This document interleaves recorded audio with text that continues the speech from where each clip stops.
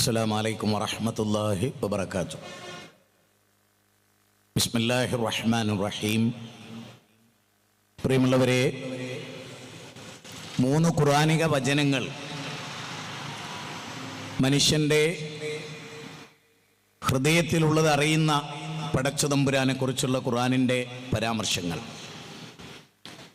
ഈ വിശുദ്ധ ഖുർആനിൻ്റെ ആയത്തുകൾ ഇനി ഞാൻ പറയുന്നത് നിങ്ങൾ ശ്രദ്ധിച്ചോ. ഇത് വിവരിച്ചു തരേണ്ട ബാധ്യത മുത്തുനബിക്കുണ്ടല്ലോ. ആ റസൂലുള്ള പറഞ്ഞോ, റസൂലുള്ളാഹിനെ പറ്റി പറഞ്ഞോ, നിങ്ങളുടെ ഹൃദയത്തിൻ്റെ ഉള്ളിലുള്ളത്, അതിൻ്റെ ഉള്ളിലുള്ളത് അറിയാനുള്ള കഴിവ് എൻ്റെ റബ്ബ് എനിക്ക് തന്നിട്ടുണ്ട് എന്ന് മുത്തുനബി പറഞ്ഞിട്ടുണ്ടോ? സല്ലല്ലാഹു അലൈഹി വസല്ലം. ചിന്തിക്കണം. എന്നെ ആലോചിച്ച് നോക്കുക. നബി സല്ലല്ലാഹു അലൈഹി വസല്ലമയുടെ അടുത്ത് വന്നിട്ട് ഒരു വിഭാഗം ആളുകൾ, ഞങ്ങൾക്ക് ഖുർആൻ പഠിക്കാൻ ഹാഫിളുകളായിട്ടുള്ള അങ്ങയുടെ അനുചരന്മാരെ പറഞ്ഞയച്ചു തരണം. നബി സല്ലല്ലാഹു അലൈഹി വസല്ലമയുടെ അടുത്ത് വന്നിട്ട് പറയുന്നത്, വിശുദ്ധ ഖുർആൻ ഞങ്ങൾക്ക് പഠിപ്പിക്കുന്നതിന് വേണ്ടി ഹിഫ്ളുള്ള, വിശുദ്ധ ഖുർആൻ മനപ്പാഠമുള്ള ആളുകളെ ഞങ്ങൾക്ക് പറഞ്ഞയച്ചു തരണം. യഥാർത്ഥത്തിൽ അവരുടെ ഹൃദയത്തിൽ കാപട്യമുണ്ട്. ഈ ആളുകളെ കൊല്ലാനാണ് അവരുടെ ലക്ഷ്യം. ഈ ആളുകളെ വന്ന് ഖുർആൻ പഠിച്ച് മനസ്സിലാക്കൽ അവരുടെ ലക്ഷ്യമേ അല്ല.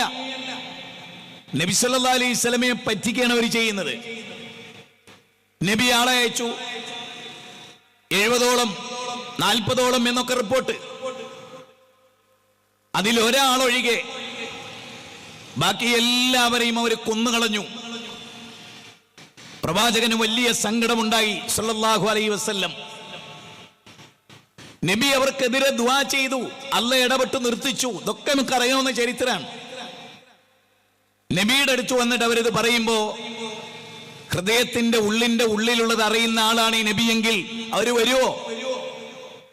ഈ മുത്തുപോലെയുള്ള സ്വഹാബത്തിനെ, ഖുർആൻ മനപ്പാഠമുള്ളവരെ കൊല്ലാൻ നബി വിട്ടുകൊടുക്കുവോ?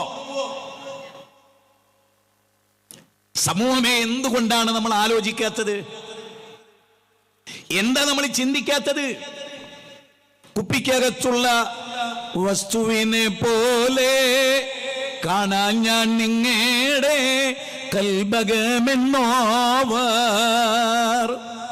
കണ്ണിൽ കാണാത്തതും കൽഭാഗത്തുള്ളതും കൺകൊണ്ട് കണ്ട് പോൽ കാട്ടിപ്പറഞ്ഞോവർ.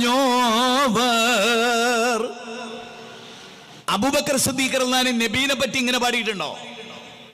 മൊയ്തീൻ ശൈഖിനെ പറ്റി പറഞ്ഞ അജ്മീർ അന്ത്യവിശ്രമം കൊള്ളുന്ന ശൈഖിനെ പറ്റിയാ പറയുന്നത്.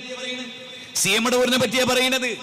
കുപ്പിക്കകത്തുള്ള വസ്തുവിനെ പോലെ കാണാൻ ഞാൻ നിങ്ങളുടെ കൽബകമെന്നോ പറഞ്ഞു. റസൂലുള്ളാഹി പറയണ്ടേ, നിങ്ങൾ എന്റെ സ്വഹാബികളെ കൊല്ലാൻ കൊണ്ടുപോവാണ്, നിങ്ങളുടെ ഹൃദയത്തിൽ നിഫാക്കാണ്, ഞാനത് അറിയുന്നുണ്ട്, നിങ്ങളുടെ ഉള്ളിൽ ഞാൻ അറിയും എന്നവർ പറയണ്ടേ? ഫൈസി പറയണ്ടേ? നിങ്ങൾക്കും മരിക്കണ്ടേ ഫൈസി? ഞാൻ ആലോചിക്കുന്നതാണ്, നിങ്ങൾക്ക് മലക്കുൽ മൗത്ത് വന്നാൽ ലാ യസ്തഖിറൂന സാഅ വലാ യസ്തഖദിമൂൻ, 16-ാം അധ്യായം 61-ാമത്തെ വചനം. നിങ്ങൾക്കും മരിക്കണ്ടേ?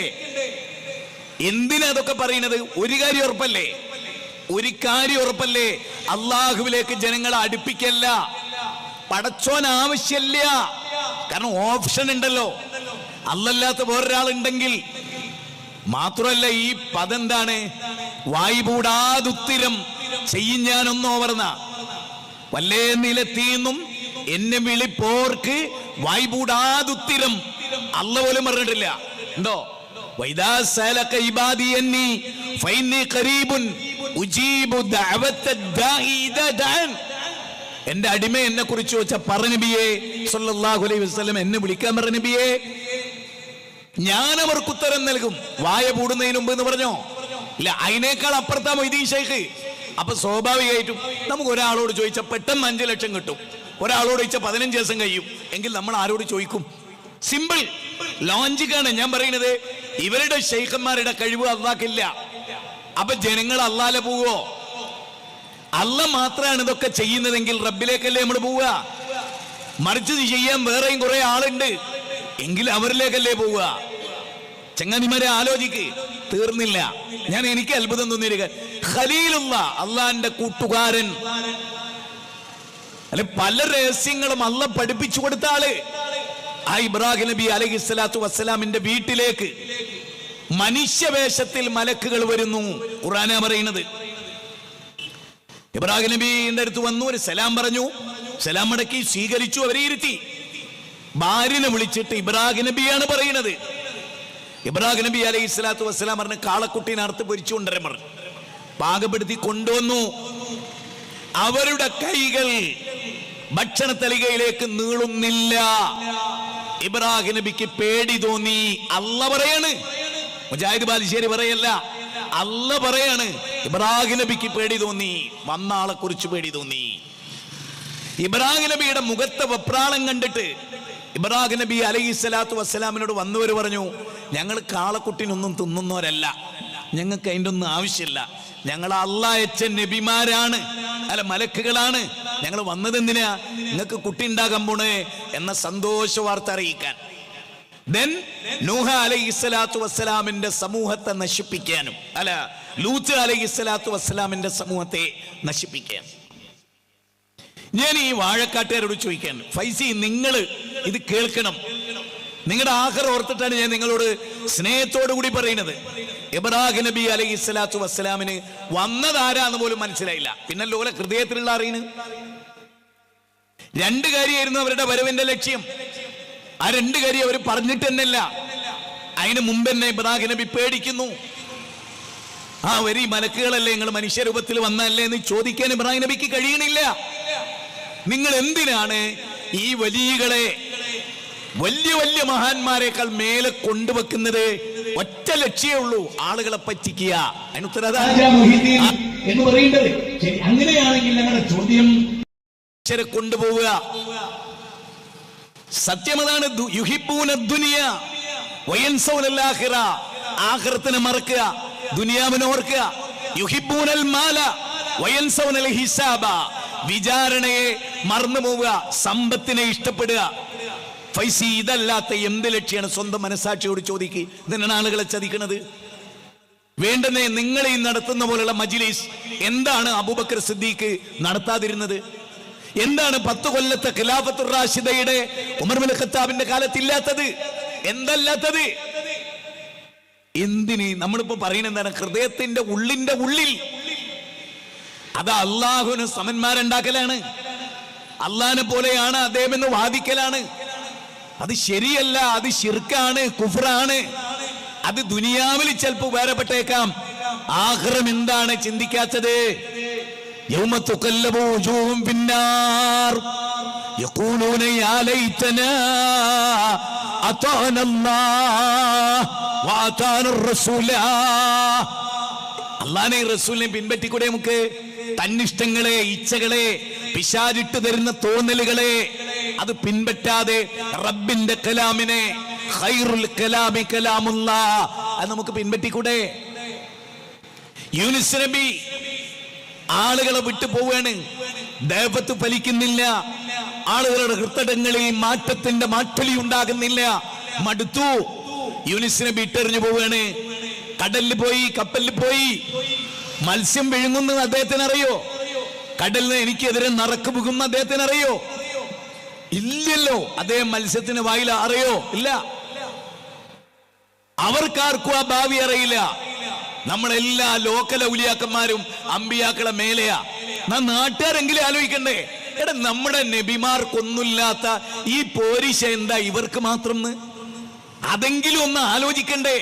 നിങ്ങൾ ചോദിക്കും, ആളുകൾ ചോദിക്കും, ഇന്ന് ഞങ്ങൾ മുജാഹിദുകൾ ഇങ്ങനെ ആവർത്തിച്ച് ജമാഅത്തെ ഇസ്ലാമിക്കൊക്കെ അങ്ങനെ ഒരു അഭിപ്രായം ഉണ്ട്, ഞാൻ മുജാഹിദുകൾ നിങ്ങൾ ഇങ്ങനെ പറയുന്നത്, എന്നിട്ട് വല്ല മാറ്റം ഉണ്ടായോ എന്ന്. മാറ്റം ഉണ്ടായോ എന്നുള്ളതല്ല, ഒരു തിന്മയെ എതിർക്കുന്നത് നമ്മൾ രക്ഷപ്പെടാനാണ്. കഴിഞ്ഞ പ്രസംഗത്തിൽ ഞാൻ തുടക്കത്തിൽ തന്നെ ആ ആയത്ത് പറഞ്ഞിരുന്നു. കാലത്തുൽ അറാബു, വിശുദ്ധ ഖുർആൻ പറയുന്ന ആ വാചകം, വൈദ്കാലത്ത് ഉമ്മത്തും മിൻഹും എന്ന ഖുർആനിക വചനം 7-ാം അധ്യായം 164. കാലും ആദരത്തിനില്ല. ഞങ്ങൾക്ക് അള്ളാഹിനോട് ഉദിർ പറയാനാ. ഞങ്ങൾ ഇത് കാണുമ്പോ, ഇത് അറിയുമ്പോ ഈ നാട്ടിൽ അങ്ങനെ ഒന്നും നടക്കുമ്പോ എനിക്ക് അത്ഭുതം തോന്നി. എന്താണ്? കണ്ണിയത്ത് ഉസ്താദ് അതുപോലുള്ള പല ആളുകളും സ്ത്രീകളെ കണ്ടാല്, അവര് വരമ്പിലൂടെ വരുന്നത് കണ്ടാല് ദൂരെ മാറിയുന്ന ആളായിരുന്നു എന്നാണ് അദ്ദേഹത്തെ പറ്റി പറയുന്നത്. ഇവിടെയോ, ഇവിടെ മോരും മുതിരയും വെച്ച മാതിരിയാണ്. എന്നിട്ട് അന്ന് കണ്ണിയത്തൊക്കെ ആളുകളോട്, സ്ത്രീകളോട് പറയും, ഞാൻ ഇങ്ങോട്ട് മാറിക്കാൻ അങ്ങോട്ട് പോയിക്കോളിയും, അല്ലെ നിങ്ങൾ അപ്പുറത്തോട്ട് പോയിക്കോളിയും, ഞാനിതിൽ പോവുകയാണ്. നമ്മൾ അങ്ങനെയല്ല, സ്ത്രീകളെ വിളിച്ചിരുത്ത് പള്ളി പോകാൻ പാടില്ല. മോരും മുതിരയും വെച്ച മാതിരി ഇങ്ങനെ തിങ്ങി നിറഞ്ഞ് മാറും കൂട്ടി ഒരതി വികാരങ്ങളുടെ വിജൃംഭിത ലോകത്തേക്ക് ആളുകളെ കൈപിടിച്ചുയർത്തുമ്പോഴും നമ്മൾ പറയുന്നത് സ്വർഗത്തിലേക്കാണ് എന്ന്. ഇത് സ്വർഗത്തിലേക്കാണ് എന്ന്. അതുകൊണ്ട് തന്നെ വളരെ ഗൗരവത്തോടെ ഞാൻ നിങ്ങളോട് പറയണേ, വിശുദ്ധ പ്രവാചക തിരുമേനി നബിയെ ക്ഷണിക്കുകയാണ്. ഒരു ജൂത സ്ത്രീ, ശരിക്കും മനസ്സിലാക്കുക സുഹൃത്തുക്കളെ, അള്ളാന്റെ റസൂലിനെയാണ് ഒരു ജൂത സ്ത്രീ വിളിക്കുന്നത്. നബിയുടെ കൂടെ ഒരു സാധു സഹാബിയുണ്ട്. രണ്ടുപേരും ജൂത സ്ത്രീയുടെ വീട്ടിലെത്തി, സൽക്കാരം സ്വീകരിച്ചു. സഹാബി ഭക്ഷണം കഴിച്ചു, മരിച്ചു വീണു. നബി അതിൽ നിന്ന് കൈവലിച്ചു കളഞ്ഞു. നബി സല്ലല്ലാഹു അലൈഹി വസല്ലമയുടെ വയറ്റിലെത്തി ഭക്ഷണം. നബിയെ അള്ളാഹ് രക്ഷപ്പെടുത്തി. മരണവേളയിൽ ആ വിഷാംശത്തിന്റെ അസ്വസ്ഥത തിരുദൂതർ സല്ലല്ലാഹു അലൈഹി വസല്ലം അനുഭവിച്ചു. ഒരു സഹാബി മരിച്ചു. ജൂത പെൺകുട്ടിയുടെ ഹൃദയത്തിന്റെ ഉള്ള് വഞ്ചനയാണ്. മുത്തുനബിക്ക് അറിയാൻ കഴിഞ്ഞില്ല. എന്നിട്ടാ പറയണെന്ത്? അള്ളാഹ് കഴിവ് കൊടുത്ത മഹാന. അപ്പൊ ആ മഹത്വത്തിൽ നിങ്ങൾ നബിയെ പെടുത്തിയിട്ടില്ലേ? ഞങ്ങളുടെ സംശയമാണത്.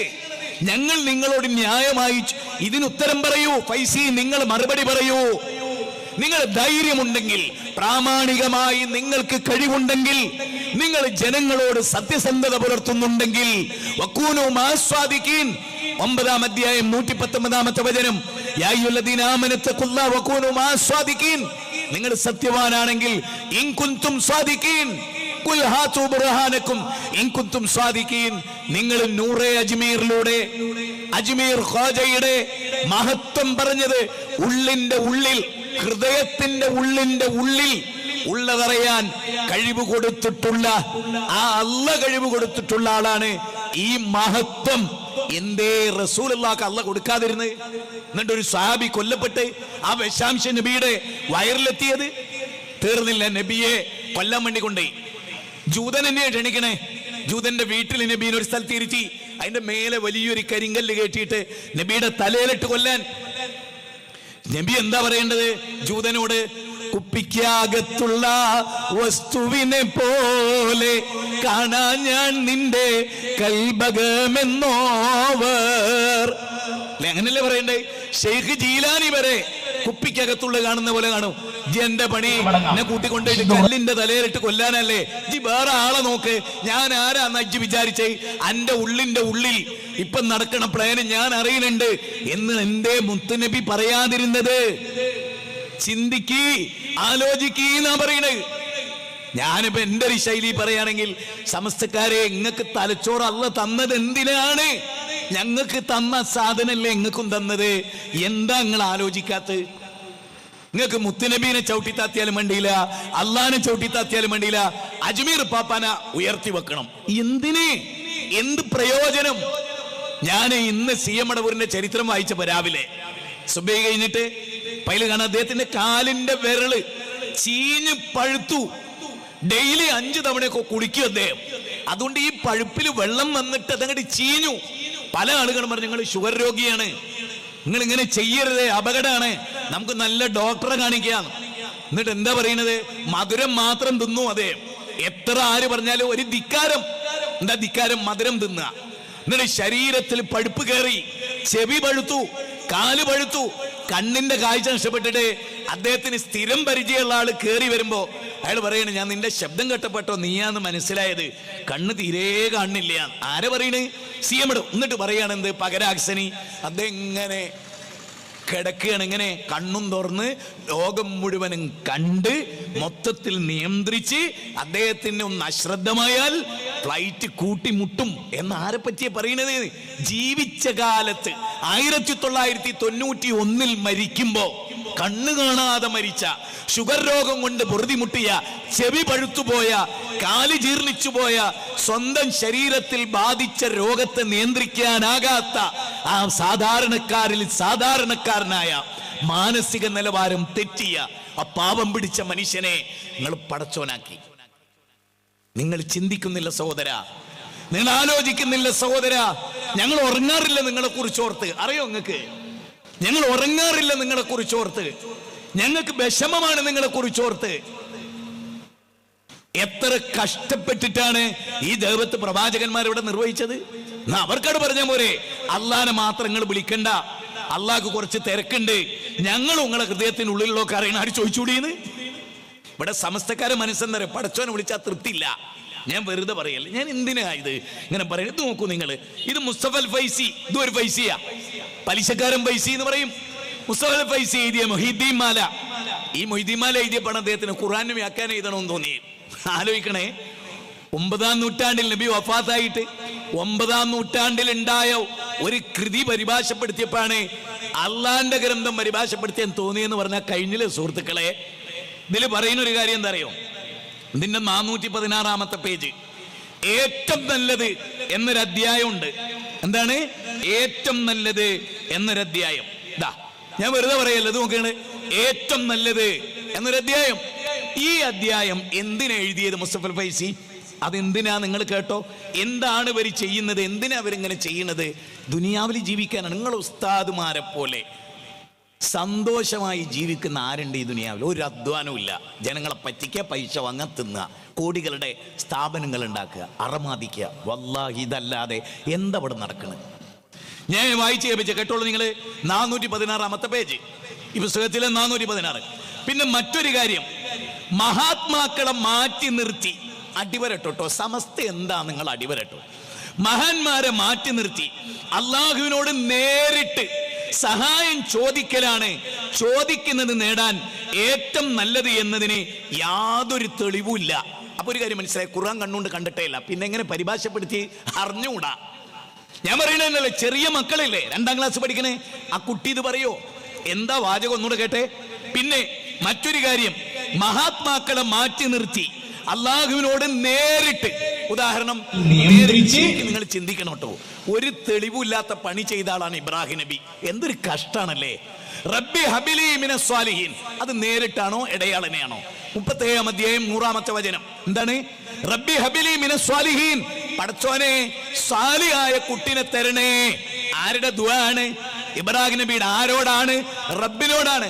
ഇടയാളനുണ്ടോ? ഇടക്കൊരാളുണ്ടോ? നാളെ ബർക്കത്തോണ്ട് കുട്ടീനെ തരണേ.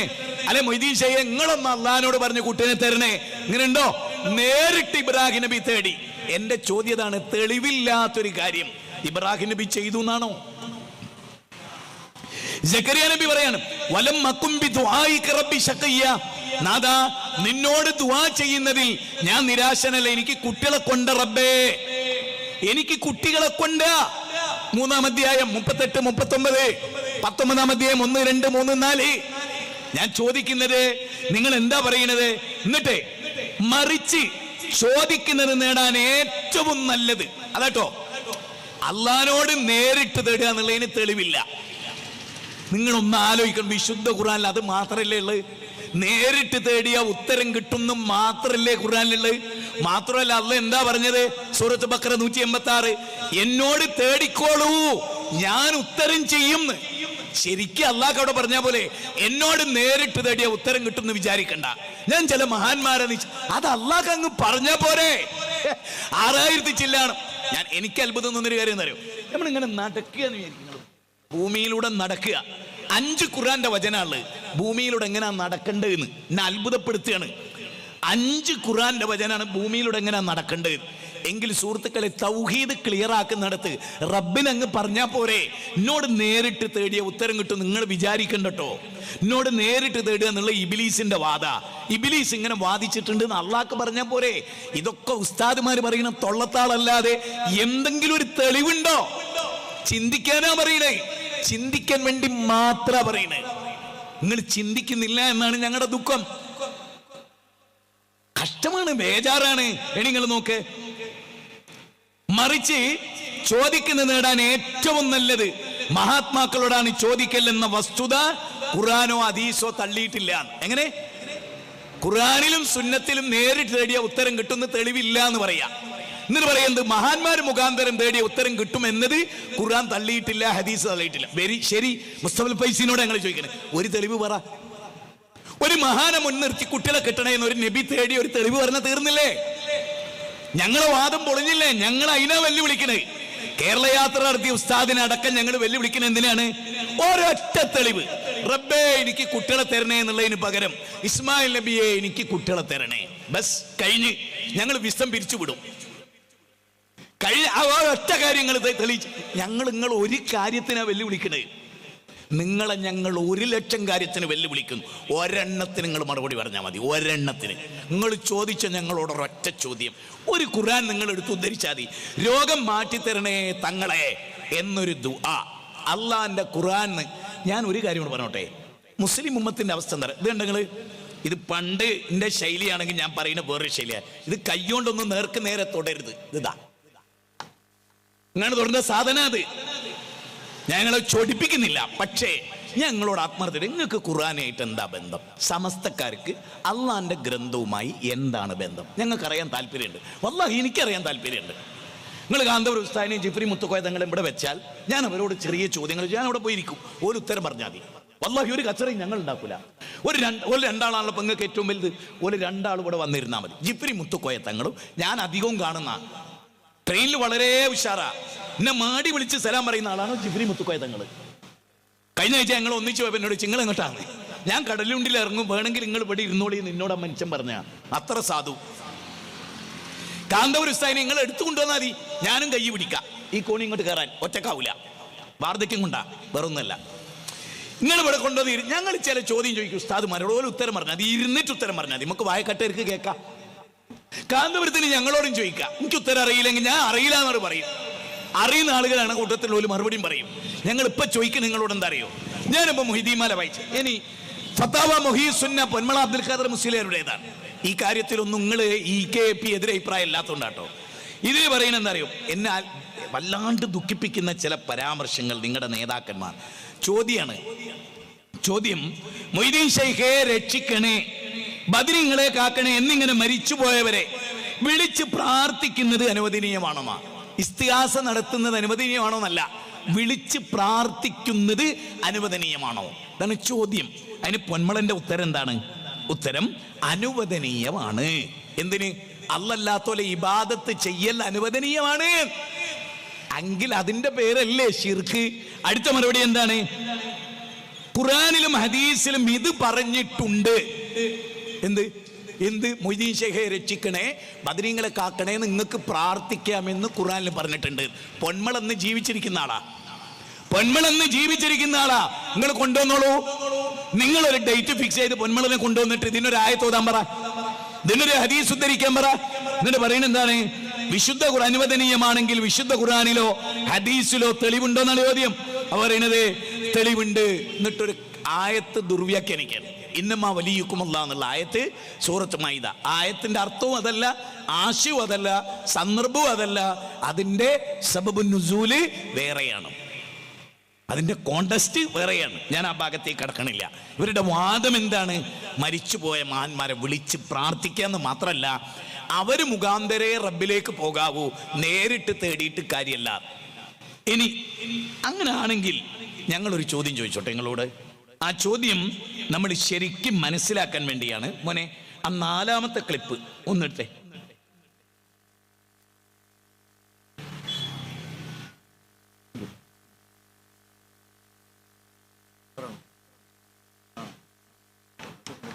എന്റെ പഠിച്ചോനെ എന്ന് പറയും, റബ്ബേ എന്ന് പറഞ്ഞിരിക്കും. നിങ്ങളെ കാര്യം പറയും, വിഷമം സങ്കടം പറയും.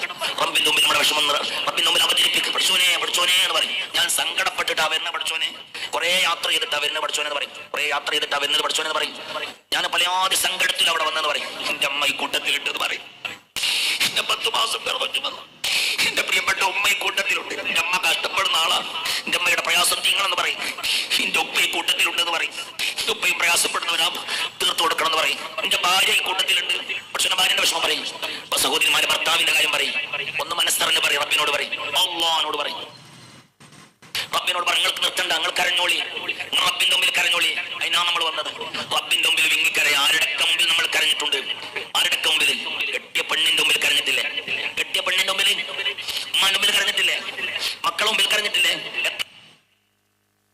ഇനി ഇതൊരു ഫൈസിയാണല്ലോ, ഇത് ഫൈസിയാണല്ലോ. കാരണം കഴിഞ്ഞ നമ്മുടെ പ്രോഗ്രാം ഏറ്റിട്ടുണ്ട്.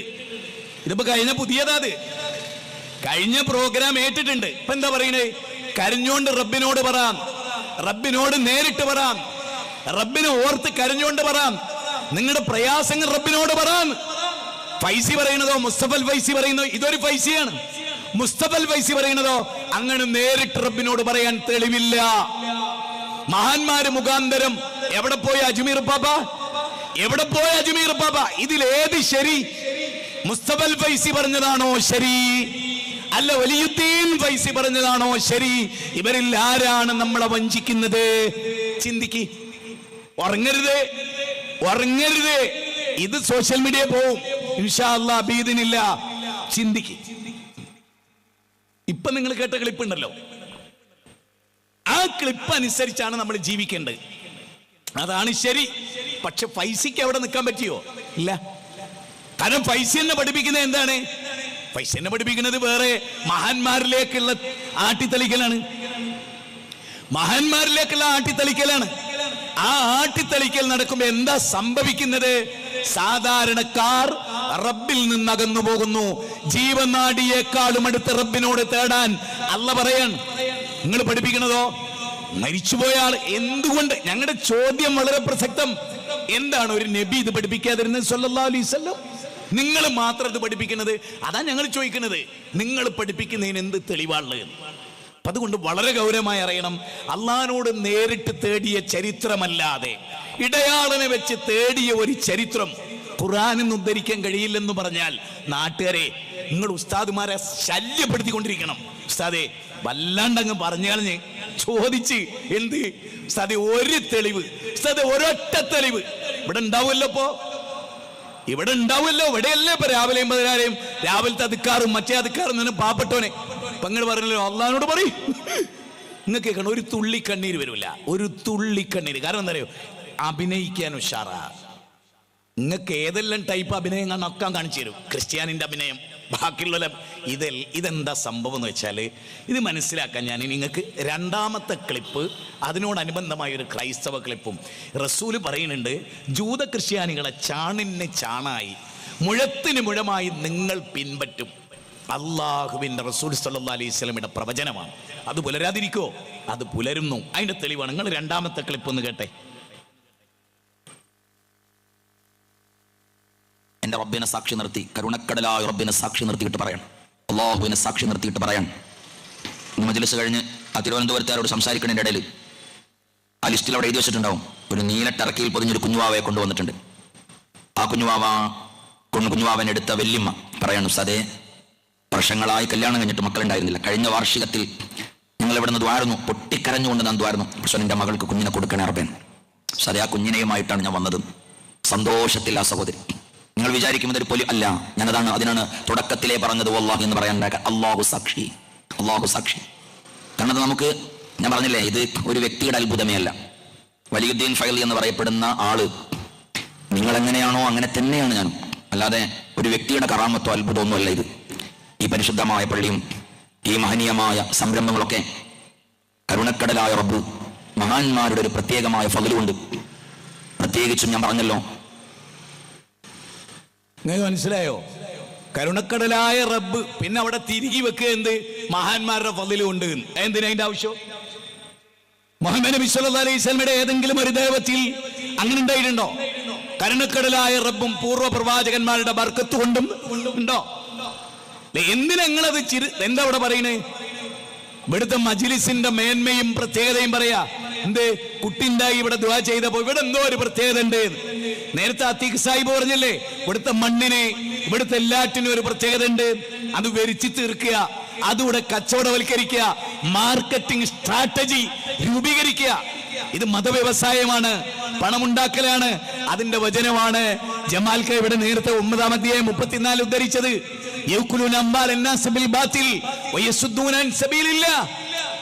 നിങ്ങൾ ആരെങ്കിലും നബി സല്ലല്ലാഹു അലൈഹി വസല്ലമയുടെ ഏതെങ്കിലും ഒരു സദസ്സിൽ ഒരു കുട്ടിനെ എടുത്തിട്ട് ആരെങ്കിലും വന്നിട്ട് പറഞ്ഞിട്ടുണ്ടോ, നബിയെ കഴിഞ്ഞ വർഷം ഞാൻ അവിടെ വന്നപ്പോൾ എനിക്ക് കുട്ടിയില്ല, ഇപ്പം അവിടെ വന്നിട്ട് ഈ മജ്‌ലിസിൽ പങ്കെടുത്തൊരു കുട്ടീൻ്റെ? അങ്ങനത്തെ ഒന്നും ഒരു ശ്രദ്ധ ഇസ്ലാമിക ലോകം വെച്ചിട്ടില്ല.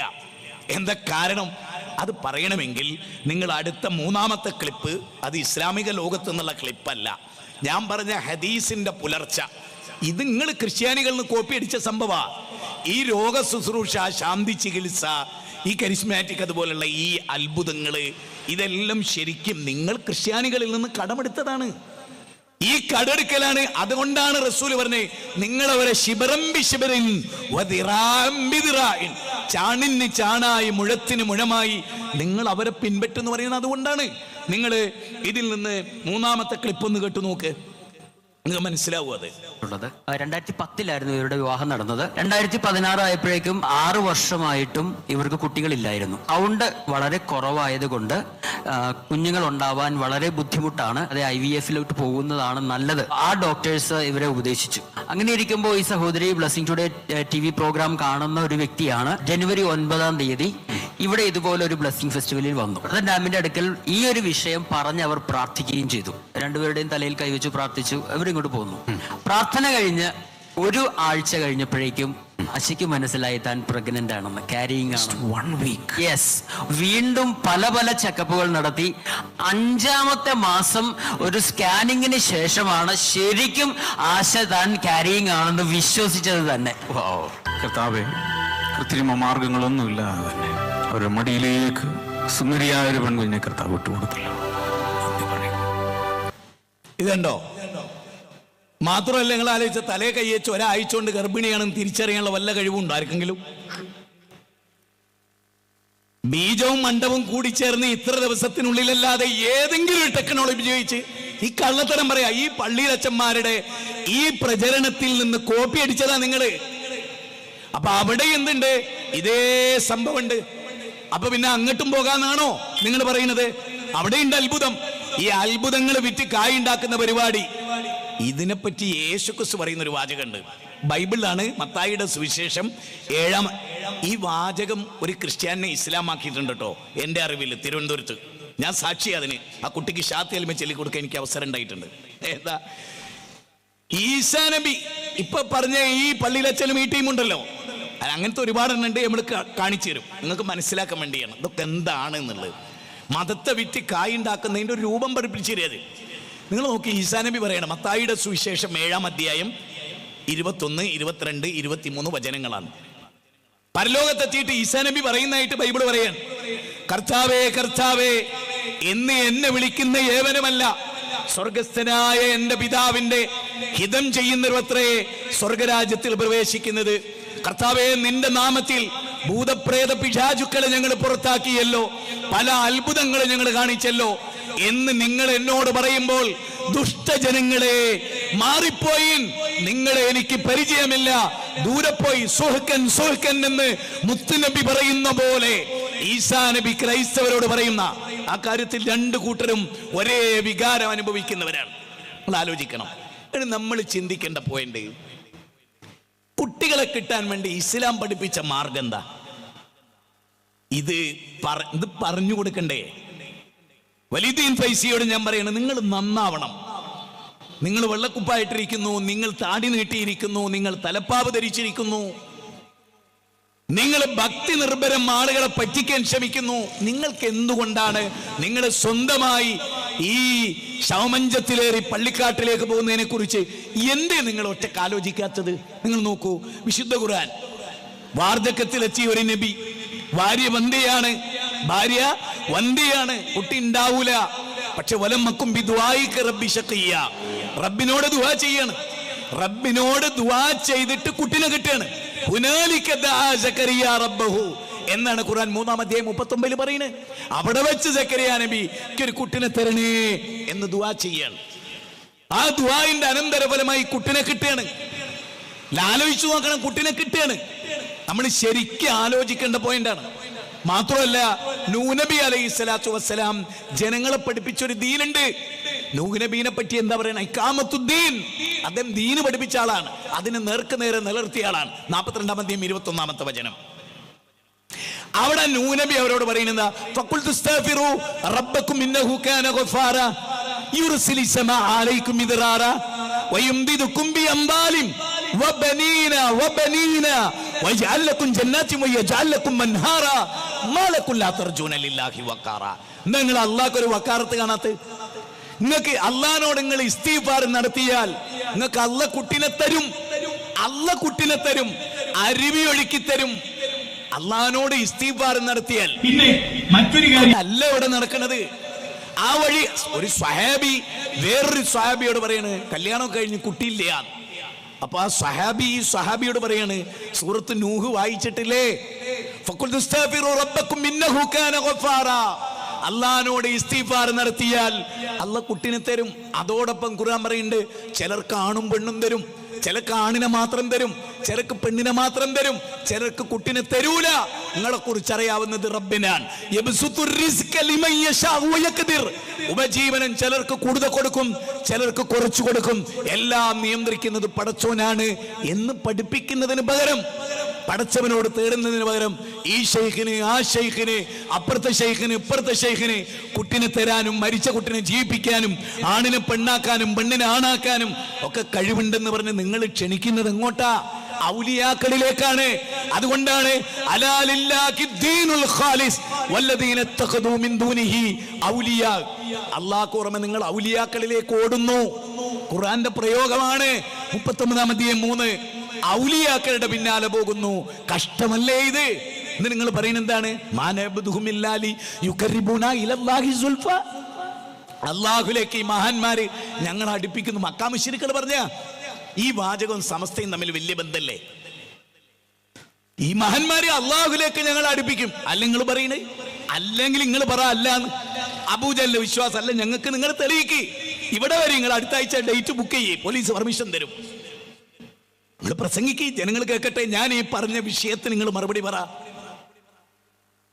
എത്ര പ്രാസംഗികരുണ്ട് നിങ്ങൾക്ക്? നിങ്ങൾ എന്താ അനങ്ങാത്തത്?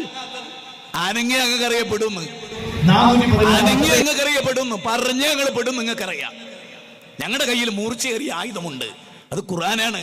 പിച്ചാത്തി മുട്ടെത്തിയൊന്നല്ല. സുന്നത്തുൽ ഇഹ്സാനിയുടെ കയ്യിൽ ചേകന്നൂരിനെ ശരിയാക്കുമ്പോൾ, മതിലകത്ത് 5 പേരെ നിങ്ങൾ കൊല്ലുമ്പോൾ, പെണങ്ങോട് നിങ്ങൾ കമ്പിടിച്ച് കയറ്റി ഉദയത്തിന്റെ ഇറച്ചിക്ക് പകരം മറ്റോന്റെ കഴുത്തിറക്കുമ്പോൾ, ഈ ഓമശ്ശേരി നിങ്ങൾ തട്ടുമ്പോൾ നിങ്ങളുടെ കയ്യിലുള്ള ആയുധമൊന്നും ഞങ്ങൾ എടുത്തില്ല. എന്നിട്ട് നിങ്ങൾ മനുഷ്യർക്കൊപ്പമാണ്. ഇപ്പോൾ തരക്കിടില്ല. അത് പറയേണ്ട ഒരു ഘട്ടം വരും, അന്ന് ഞാനത് പറയും. ഞാൻ പറയുന്നത് നിങ്ങൾ ശരിക്ക് ചിന്തിക്ക്. എന്തൊക്കെയാണ്? മാത്രമല്ല ഇന്ന് കേൾക്കണോ, മരിച്ച കുഞ്ഞിനെ ജീവിപ്പിച്ച കഥ. അജ്മീർ ബാബാന്റെയും അതുപോലുള്ള ആളുകളുടെയും കഥ പറയാ. കുഞ്ഞിനെ ജീവിപ്പിച്ച കഥ നിങ്ങൾ ആലോചിച്ചു നോക്ക്. ആ 2ാം ക്ലിപ്പിന്റെ തൊട്ട് നമ്മൾ പറഞ്ഞിട്ടുള്ള ആ ഭാഗം ഒന്നിട്ടെ. ഇങ്ങനെ വേദ പറയുന്ന സമയത്ത് ഒരു ഉമ്മ വന്നിട്ട് കരയുന്നു, വല്ലാതെ കരയുന്നു, ശക്തമായി കരയുന്നു. ഹാജപ്പാപ്പ പറഞ്ഞു, ആരാണ്, എന്തിനാ ഒരു ബീവി കരയുന്നല്ലോ, ഒരു പെണ്ണ് കരയുന്നല്ലോ. അന്വേഷിച്ചു, അത് വിളിച്ചു. എന്താ? അവർ പറഞ്ഞു, എന്റെ മോനെ മരിച്ചു കിടക്കുകയാണ്. ഹാജപ്പാപ്പ എനിക്കൊരു മോനാണ്, എനിക്കെന്റെ മോനെ ഹയാത്തായി കിട്ടണം. കരയാൻ തുടങ്ങി. ഹാജപ്പാപ്പ പെട്ടെന്ന് മനസ്സിലായുന്ന ആളാണ്. അവിടെ നിന്ന് ഉടനെ എന്താ ചെയ്തത്? പരിഹാരം വേഗം കുറച്ചാളെയും കൂട്ടി വേഗം ആ വീട്ടിലേക്ക് പോകുന്നു. മരിച്ചു കിടക്കുന്ന ആ മയ്യത്തിന്റെ അടുത്ത് എന്ന് തുണി ഇങ്ങോട്ട് മാറ്റിയിട്ട് കുമ്പ് ഇതിനില്ല, മോനെ എഴുന്നേൽക്ക്. മോനെ എഴുന്നേൽക്കുന്നു. മാഷാ അല്ലാഹ്, ഒന്ന് തടവിക്കൊടുക്കുന്നു, ഹയാത്താക്കുന്നു. ജീവൻ നീടിച്ചോർ. വളരെ സിമ്പിളായി കൈകാര്യം ചെയ്യാൻ ഹാജപ്പാപ്പന്റെ ലോകത. ഒന്ന് തടവിയാൽ, ഒരു സ്പർശനം, ഒരു ദർശനം, അയാൾ അത്ഭുതങ്ങളായിരുന്നു. സഹോദരങ്ങളെ, നിങ്ങൾക്ക് ദീനറിയാത്തതിന്റെ വലിയ തയ്യാറായി കാണുന്നു. ഞാൻ ചില ചോദ്യങ്ങൾ അങ്ങോട്ട് ചോദിച്ചോട്ടെ. ഒന്ന്, നിങ്ങൾ പറയുന്ന ഹാജ ഷെയ്ഖ് മനസ്സ് ലോല ഹൃദയമുള്ള ആളാണ്.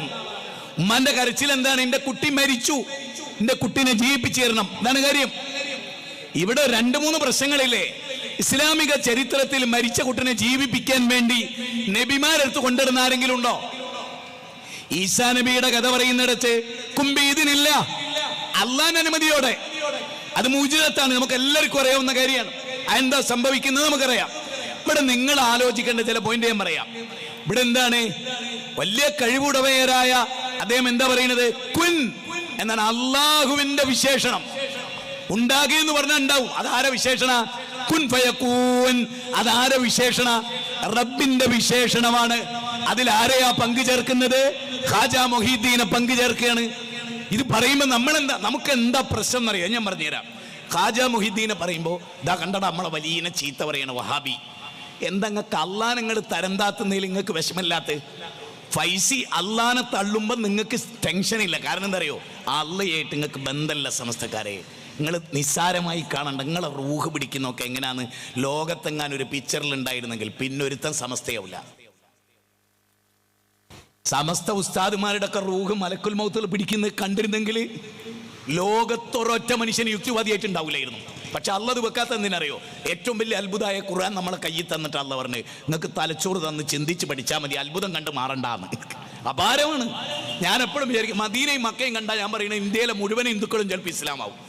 വെറുതെ നടക്കൊണ്ട് ഇട്ടേച്ചാൽ ഒറ്റ ദിവസം അത് അവിടുത്തെ വൃത്തി മാത്രം കണ്ട വിവരമുള്ള എല്ലാവരും ഇസ്ലാമാവും. ലോകത്തൊരിടത്തും അത്ര വൃത്തിയില്ല. എങ്ങനെ? ലോകത്ത് അത്ര മനുഷ്യർ കാഷ്ടിക്കുകയും മൂത്രിക്കുകയും ചെയ്യുന്ന ഒരു സ്ഥലം ഈ 2 ഹറമിലെ ടോയ്ലറ്റ് പോലെ വേറല്ല. എന്തെങ്കിലും ഒരു മണം, ഒരു ദുർഗന്ധം അവിടെ നിന്നില്ല. അത് മാത്രം നോട്ട് ചെയ്താൽ ലക്ഷക്കണക്കിന് മനുഷ്യർക്ക് ഇസ്ലാം സ്വീകരിക്കുക. പക്ഷേ ഞങ്ങളോട് പറയുന്നത് ഇവിടെ എന്താ പ്രശ്നം? മരിച്ച കുട്ടിനെ ഇങ്ങനൊരവസ്ഥ ഇല്ല, ആർക്കും ഇല്ല എന്ന് വിചാരിക്കുക. എന്താ പ്രശ്നം? ഒരു മഹാന് മരിപ്പിക്കുന്നു ജീവിപ്പിക്കുന്നു അല്ലല്ലേ എന്ന് ചോദിച്ചു അല്ല. സൂറത്ത് ഫുർഖാന്റെ തുടക്കം എന്താ അറിയോ? ജസ്റ്റ് ഞാൻ ഒരായത്ത് പറഞ്ഞുതരാം. പെട്ടെന്ന് ഓർമ്മ വന്നുകൊണ്ട് പറയാണ്. അധ്യായമാണെന്നാണ് ഞാൻ വിചാരിക്കുന്നു. ഓതിപ്പോകുന്ന കൂട്ടത്തിൽ നമ്മളിങ്ങനെ ഫുർഖാന്റെ തുടക്കം തന്നെയാണ്. അല്ലെങ്കിൽ ഇൻഷാ അല്ലാഹ് ആശയം ഞാൻ പറയും, നമുക്ക് നോക്കാം. അത് നമ്മൾ പഠിക്കുക തന്നെ വേണം. നമ്മൾ ഖുർആൻ പഠിക്കുക. അതിനാണ് മുജാഹിദ് പ്രസ്ഥാനം ഇവിടെ വന്നത്. അല്ലദീ ലഹു മുൽക്കു സ്സമാവാതി വൽ അർദ് വലൻ യത്തഖിദ വലദൻ വലം യകുൽ ലഹു ശിർകുൻ ഫിൽ മുൽക്കി. അല്ലാഹു സുബ്ഹാനഹു വ തആല പറയാണ്. എന്നിട്ട് അല്ലാഹു ഈ സൂറത്ത് ഫുർഖാന്റെ തുടക്കത്തിൽ പറയാണ്, അല്ലാഹു സുബ്ഹാനഹു വ തആല നിങ്ങളുടെ കയ്യിലുള്ള നമ്മൂടെ പറയുന്നത് വലാ യംലികൂന മൗതൻ വലാ ഹയാതൻ വലാ നുശൂറ. സൂറത്ത് ഫുർഖാൻ മാഷാ അല്ലാഹ്. അതിന്റെ തുടക്കത്തിൽ 3-ാമത്തെ വചനം എന്താ അറിയോ? അവന് പുറമെ പല ഇലാഹുകളെയും ദൈവങ്ങളെയും സ്വീകരിച്ചിരിക്കുന്നു നിങ്ങൾ, എന്നിട്ട് അവർ ദൈവങ്ങളെ യാതൊന്നും സൃഷ്ടിക്കുന്നില്ല. അവർ തന്നെയും സൃഷ്ടിക്കപ്പെട്ടവരാണ്. തങ്ങൾക്ക് തന്നെ ഉപദ്രവമോ ഉപകാരമോ അവർക്ക് ചെയ്യാൻ കഴിയില്ല. അവർ അധീനപ്പെടുത്തുന്നില്ല. എന്ത്? മരണത്തെയോ ജീവിതത്തെയോ ഉയർത്തെഴുന്നേൽപ്പിനെയോ അവർ അധീനപ്പെടുത്തുന്നില്ല. ഒരാളെ മരിപ്പിക്കുന്നതിലോ ഒരാളെ ജീവിപ്പിക്കുന്നതിലോ അള്ളാഹ്ക്ക് പുറമെ ഒരു നബിക്കും പങ്കില്ല എന്ന് തീർത്ത് റഹ്മാനായ റബ്ബ് എവിടെ പറയണേ? സത്യാസത്യ വിവേചനം എന്ന അധ്യായത്തില് സൂറത്ത് ഫുർഖാനില്. ഫുർഖാൻ എന്ന് പറഞ്ഞാൽ എന്താ? സത്യം എന്താ അസത്യം എന്താ, സമസ്ത എന്താ വഹാബിസ് എന്താ, ജമാഅത്ത് എന്താ തബ്ലീഗ് എന്താ, ഇതിങ്ങനെ വേർതിരിച്ച് പഠിപ്പിക്കുക. ആ പഠിപ്പിക്കുന്ന കൂട്ടത്തിൽ അള്ളാഹ് പറയാണ് മൗത്തിനെയാകട്ടെ ഹയാത്തിനെയാകട്ടെ നുശൂറിനെയാകട്ടെ ഒന്നും അവർ അധീനപ്പെടുത്തുന്നില്ല. ആര്? ഒരാളും. പിന്നെ എങ്ങനെ ഹാജ മരിച്ച ഒരാളെ ജീവിപ്പിക്കുക? അത് അള്ളാന്റെ ഖുർആനെതിരാണ്. എന്താ നിങ്ങൾ ചിന്തിക്കാത്ത? ഇനി ഇതൊക്കെ പോട്ടെ, ഈ നമ്മൾ ജീവിച്ചിരിക്കുന്ന ഒരു കാലത്ത് എന്നെ പറ്റിയോ അല്ലെങ്കിൽ ഇവിടെ ഏതെങ്കിലും ഒരു പണ്ഡിതനെ പറ്റിയോ വളരെ ആളുകൾ ശപിച്ചും ആളുകൾ വളരെ കുറ്റപ്പെടുത്തിയും പരിഹസിച്ചും പറയാണ് അബ്തർന്ന്, വാലറ്റവൻ എന്ന് പറഞ്ഞാൽ കുട്ടികളില്ലാത്തവൻ, കുട്ടികളെ കിട്ടിയിട്ട് നിലക്കാത്തവര്. നബീനെ പറ്റി മക്കയിലെ മുശ്രിക്കുകൾ പറഞ്ഞതാണ് അബ്തറാണ്, വാലറ്റാളാണ്. എന്താ കാരണം? നബീന്റെ മക്കളൊക്കെ മരിച്ചു. നബിയുടെ 6 or 5 മക്കൾ മരിച്ചു. അതിൽ ഏറ്റവും ദുഃഖകരമായ മുഹൂർത്തം ചരിത്രത്തിൽ കാണാം. ഇബ്രാഹിം മരിക്കുമ്പോ നബി അസ്ർ കഴിഞ്ഞിട്ട് സല്ലല്ലാഹു അലൈഹി വസല്ലം അസ്ർ കഴിഞ്ഞിട്ട് നബി സല്ലല്ലാഹു അലൈഹി വസല്ലം ആ കുന്നിലൂടെ കയറിപ്പോയി. ഇബ്നു അബ്ബാസ് പറയാൻ ആന നടക്കണ പോലെ ചടുലമായി നടന്ന് അള്ളാഹുവിന്റെ റസൂൽ മകനെ വാരിയെടുക്കും, തോല് വെക്കും, ഉമ്മ വെക്കും, താരാട്ടുപാടും, മേലോട്ടിട്ട് പിടിക്കും, കൊഞ്ചിക്കും. ഒരു കുഞ്ഞിനെ പോലെ നബി ആ മകന്റെ കൂടെ നടക്കും. ആ ഇബ്രാഹിം മരിച്ചിട്ട് 2 കൈകളിൽ ഇബ്രാഹിമിനെ എടുത്തിട്ട് മോനെ ഇബ്രാഹിം, മോനെ സഹിക്കാനാകാത്ത വേദനയുണ്ട് മോനെ, നിന്റെ മരണത്തിൽ ഉപ്പാക്ക് വേദനയുണ്ട് മോനെ, പക്ഷെ അള്ളാഹ്ക്ക് ഇഷ്ടപ്പെടാത്ത ഒന്നും ഈ ബാപ്പ നിന്റെ പേരിൽ പറയില്ല. എന്റെ ചോദ്യം ഇത്രയേ ഉള്ളൂ, എന്റെ ചോദ്യം ഇത്രയേ ഉള്ളൂ. അജ്മീറിലെ ഷെയ്ഖിനെ മരിച്ചവരെ ജീവിപ്പിക്കാനുള്ള കഴിവ് കൊടുത്ത ആ റബ്ബ് എന്തേ കൂട്ടരെ ശത്രുക്കൾ നബിയെ അബുത്തർന്ന് വിളിച്ചിട്ടും വാലട്ടവെന്ന് വിളിച്ചിട്ടും എന്തേ കൂട്ടരെ നബിക്ക് കഴിവ് കൊടുക്കാതിരുന്നത്? നിങ്ങൾക്ക് എന്താ ചിന്തിക്കാത്തത്? അള്ളാഹുവിന്റെ റസൂലിനേക്കാൾ വലുതോ അജ്മീറിലെ ഖ്വാജ ആണോ? നിങ്ങൾ ചിന്തിക്ക്, നിങ്ങൾക്ക് എന്ത് പറ്റിപ്പോയി? വേണ്ടേ? ഞാൻ ഒന്നുകൂടി പറഞ്ഞോട്ടെ, സക്കരിയ നബി നിങ്ങൾ അംഗീകരിക്കുവോ? അള്ളാഹിനോട് വാർദ്ധക്യത്തിൽ തേടിയിട്ട്, അങ്ങേയറ്റം തേടിയിട്ട് യഹിയ എന്ന് പറഞ്ഞൊരു മകനെ കൊടുത്ത്. നിങ്ങൾക്ക് ആർക്കെങ്കിലും യഹിയ നബീന്റെ ചരിത്രത്തിന്റെ ഫുൾ ഡീറ്റെയിൽ അറിയോ? പൂർവ്വവേദങ്ങളിലും ഇസ്ലാമിക ചരിത്രത്തിലും ഒരൊറ്റ തൗഹീദി പ്രഭാഷണം നടത്തിയ ആളാണ് യഹിയ അലൈഹിസ്സലാം. ഒരൊറ്റ തൗഹീദി പ്രഭാഷണം. യഹിയ നബിക്ക് സംഭവിച്ചത് എന്താ അറിയോ? തൗഹീദ് പ്രസംഗിച്ച് തീരുന്നതിന് മുമ്പ് വാള് വെച്ചിട്ട് കഴുത്തറുത്തിട്ട് കഴുത്തിങ്ങനെ അന്തരീക്ഷത്തിൽ കൂടെ വന്നിട്ട് മരുഭൂമിയിലേക്കാണ് വീണു. എന്റെ ചോദ്യത്രേ ഉള്ളൂ, വാർദ്ധക്യത്തിൽ അള്ളാഹിനോട് കെഞ്ചിയിട്ട് അങ്ങേയറ്റം പ്രാർത്ഥിച്ചിട്ട് ഒരു കുട്ടിനെ കിട്ടിയിട്ട് ആ കുട്ടി കൊല്ലപ്പെട്ടിട്ട് ഒരു നബിക്ക് ആ കുട്ടിനെ ജീവിപ്പിക്കാൻ കഴിഞ്ഞോ? കുൻഫയക്കുൻ പറയാൻ കഴിഞ്ഞോ? ചിന്തിക്കും മനുഷ്യരെ, നിങ്ങൾ ചിന്തിക്കും. നിങ്ങളെ ഇതൊക്കെ പറഞ്ഞ് നിങ്ങൾ അജ്മീറിലെത്തിക്കണം, നിങ്ങൾ ഈ സ്വലാത്തിലെത്തിക്കണം. നിങ്ങളുടെ പോക്കറ്റ് ഞാൻ കഴിഞ്ഞ പ്രസംഗത്തിൽ ചെമ്പൽ കൊള്ളക്കാർ നിങ്ങളെ വിളിച്ചില്ലേ? ഞാൻ ഇന്നും ആ പോയിന്റ് വിളിക്കുന്ന ആളാ. നിങ്ങൾ ചെമ്പൽ കൊള്ളക്കാരെയും വെല്ലുന്ന, വീരപ്പനെ വെല്ലുന്ന കൊള്ളക്കാരാണ് നിങ്ങൾ. പക്ഷെ നിങ്ങൾ വെള്ളക്കുപ്പായിട്ടിരിക്കുന്നു, താടി വെച്ചിരിക്കുന്നു, തലപ്പാവ് ധരിച്ചിരിക്കുന്നു, പാവപ്പെട്ടവരുടെ മുമ്പിൽ നിങ്ങൾ അഭിനയിക്കുന്നു. നിങ്ങൾ അദ്ദേഹം പറഞ്ഞാൽ ഞാൻ നിങ്ങളെപ്പോലത്തെ ഒരാളാണ്. അല്ല ഉസ്താദേ, ഫൈസി നിങ്ങളതല്ല, വലിയുദ്ദീൻ ഫൈസി അതല്ല. പാവപ്പെട്ടവരെ വഞ്ചിക്കുന്ന വഞ്ചകനാണ് നിങ്ങൾ. പാവപ്പെട്ടവരതല്ല, ആ വഞ്ചനയിൽ പെട്ടവരാണ് അവർ. അവരാരെയും വഞ്ചനപ്പെടുത്തിയിട്ടില്ല, നിങ്ങൾ അവരെ വഞ്ചിക്കുന്നു. നിങ്ങൾക്ക് ദുനിയാവാട് മറന്ന, ഞാൻ എപ്പോഴും വിചാരിക്കുക, അബ്ബാസ് ബിൻ അബ്ദുൽ മുത്തലിബ് എന്ന നബിയുടെ പിതൃവ്യൻ, ഒരു അത്ഭുതം സൃഷ്ടിച്ച മനുഷ്യനാ അദ്ദേഹം. സദസ്സ് നെണീറ്റ് നിന്നൊരു നബീനോട് ഒരു ചോദ്യം ചോദിച്ചു സല്ലല്ലാഹു അലൈഹി വസല്ലം, നബിയെ പലിശ വാങ്ങാൻ പാടില്ല എന്ന് അല്ലാഹ് പറഞ്ഞു. കോടിക്കണക്കിന് പലിശ കിട്ടാണ്ട് നബിയെ, എനിക്ക് എത്ര ദീനാറ് കിട്ടാനുണ്ട്, എത്ര ദീർഘം കിട്ടാനുണ്ട് എനിക്ക് നബിയെ, അത് വാങ്ങിക്കൂടെ എന്ന് ചോദിച്ചു. റസൂൽ പറഞ്ഞു പറ്റില്ല സല്ലല്ലാഹു അലൈഹി വസല്ലം, എൻ്റെ മുതൽ വാങ്ങിക്കൂടെ? മുതൽ വാങ്ങാം. എന്നിട്ട് ആ ലക്ഷക്കണക്കിന് പലിശ ആഖിർ ഓർത്തിട്ട് വിട്ടുകൊടുത്ത ആളാണ് ആര്? Abbas bin Abdul Muthalib. ഞാൻ ഉസ്താദേ, ഈ കിട്ടുന്ന ലക്ഷം ഉണ്ടല്ലോ, 40 ലക്ഷം 45 ലക്ഷം എന്നൊക്കെ പറഞ്ഞ് കിട്ടണ ഈ സാധനം, ഉസ്താദേ അത് ദുനിയാവിൽ മാത്രമേ ആനന്ദം നൽകൂ. ഒരു ദീനാർ ഉപകാരപ്പെടാത്ത ഒരു ലോകത്തേക്കാണ് നമ്മൾ പോണത്. ഒരു കീശയുമില്ലാത്ത 3 കഷ്ടം മല്ലു തുണി പൊതിഞ്ഞിട്ട ഉസ്താദ് നിങ്ങൾ പോണത്.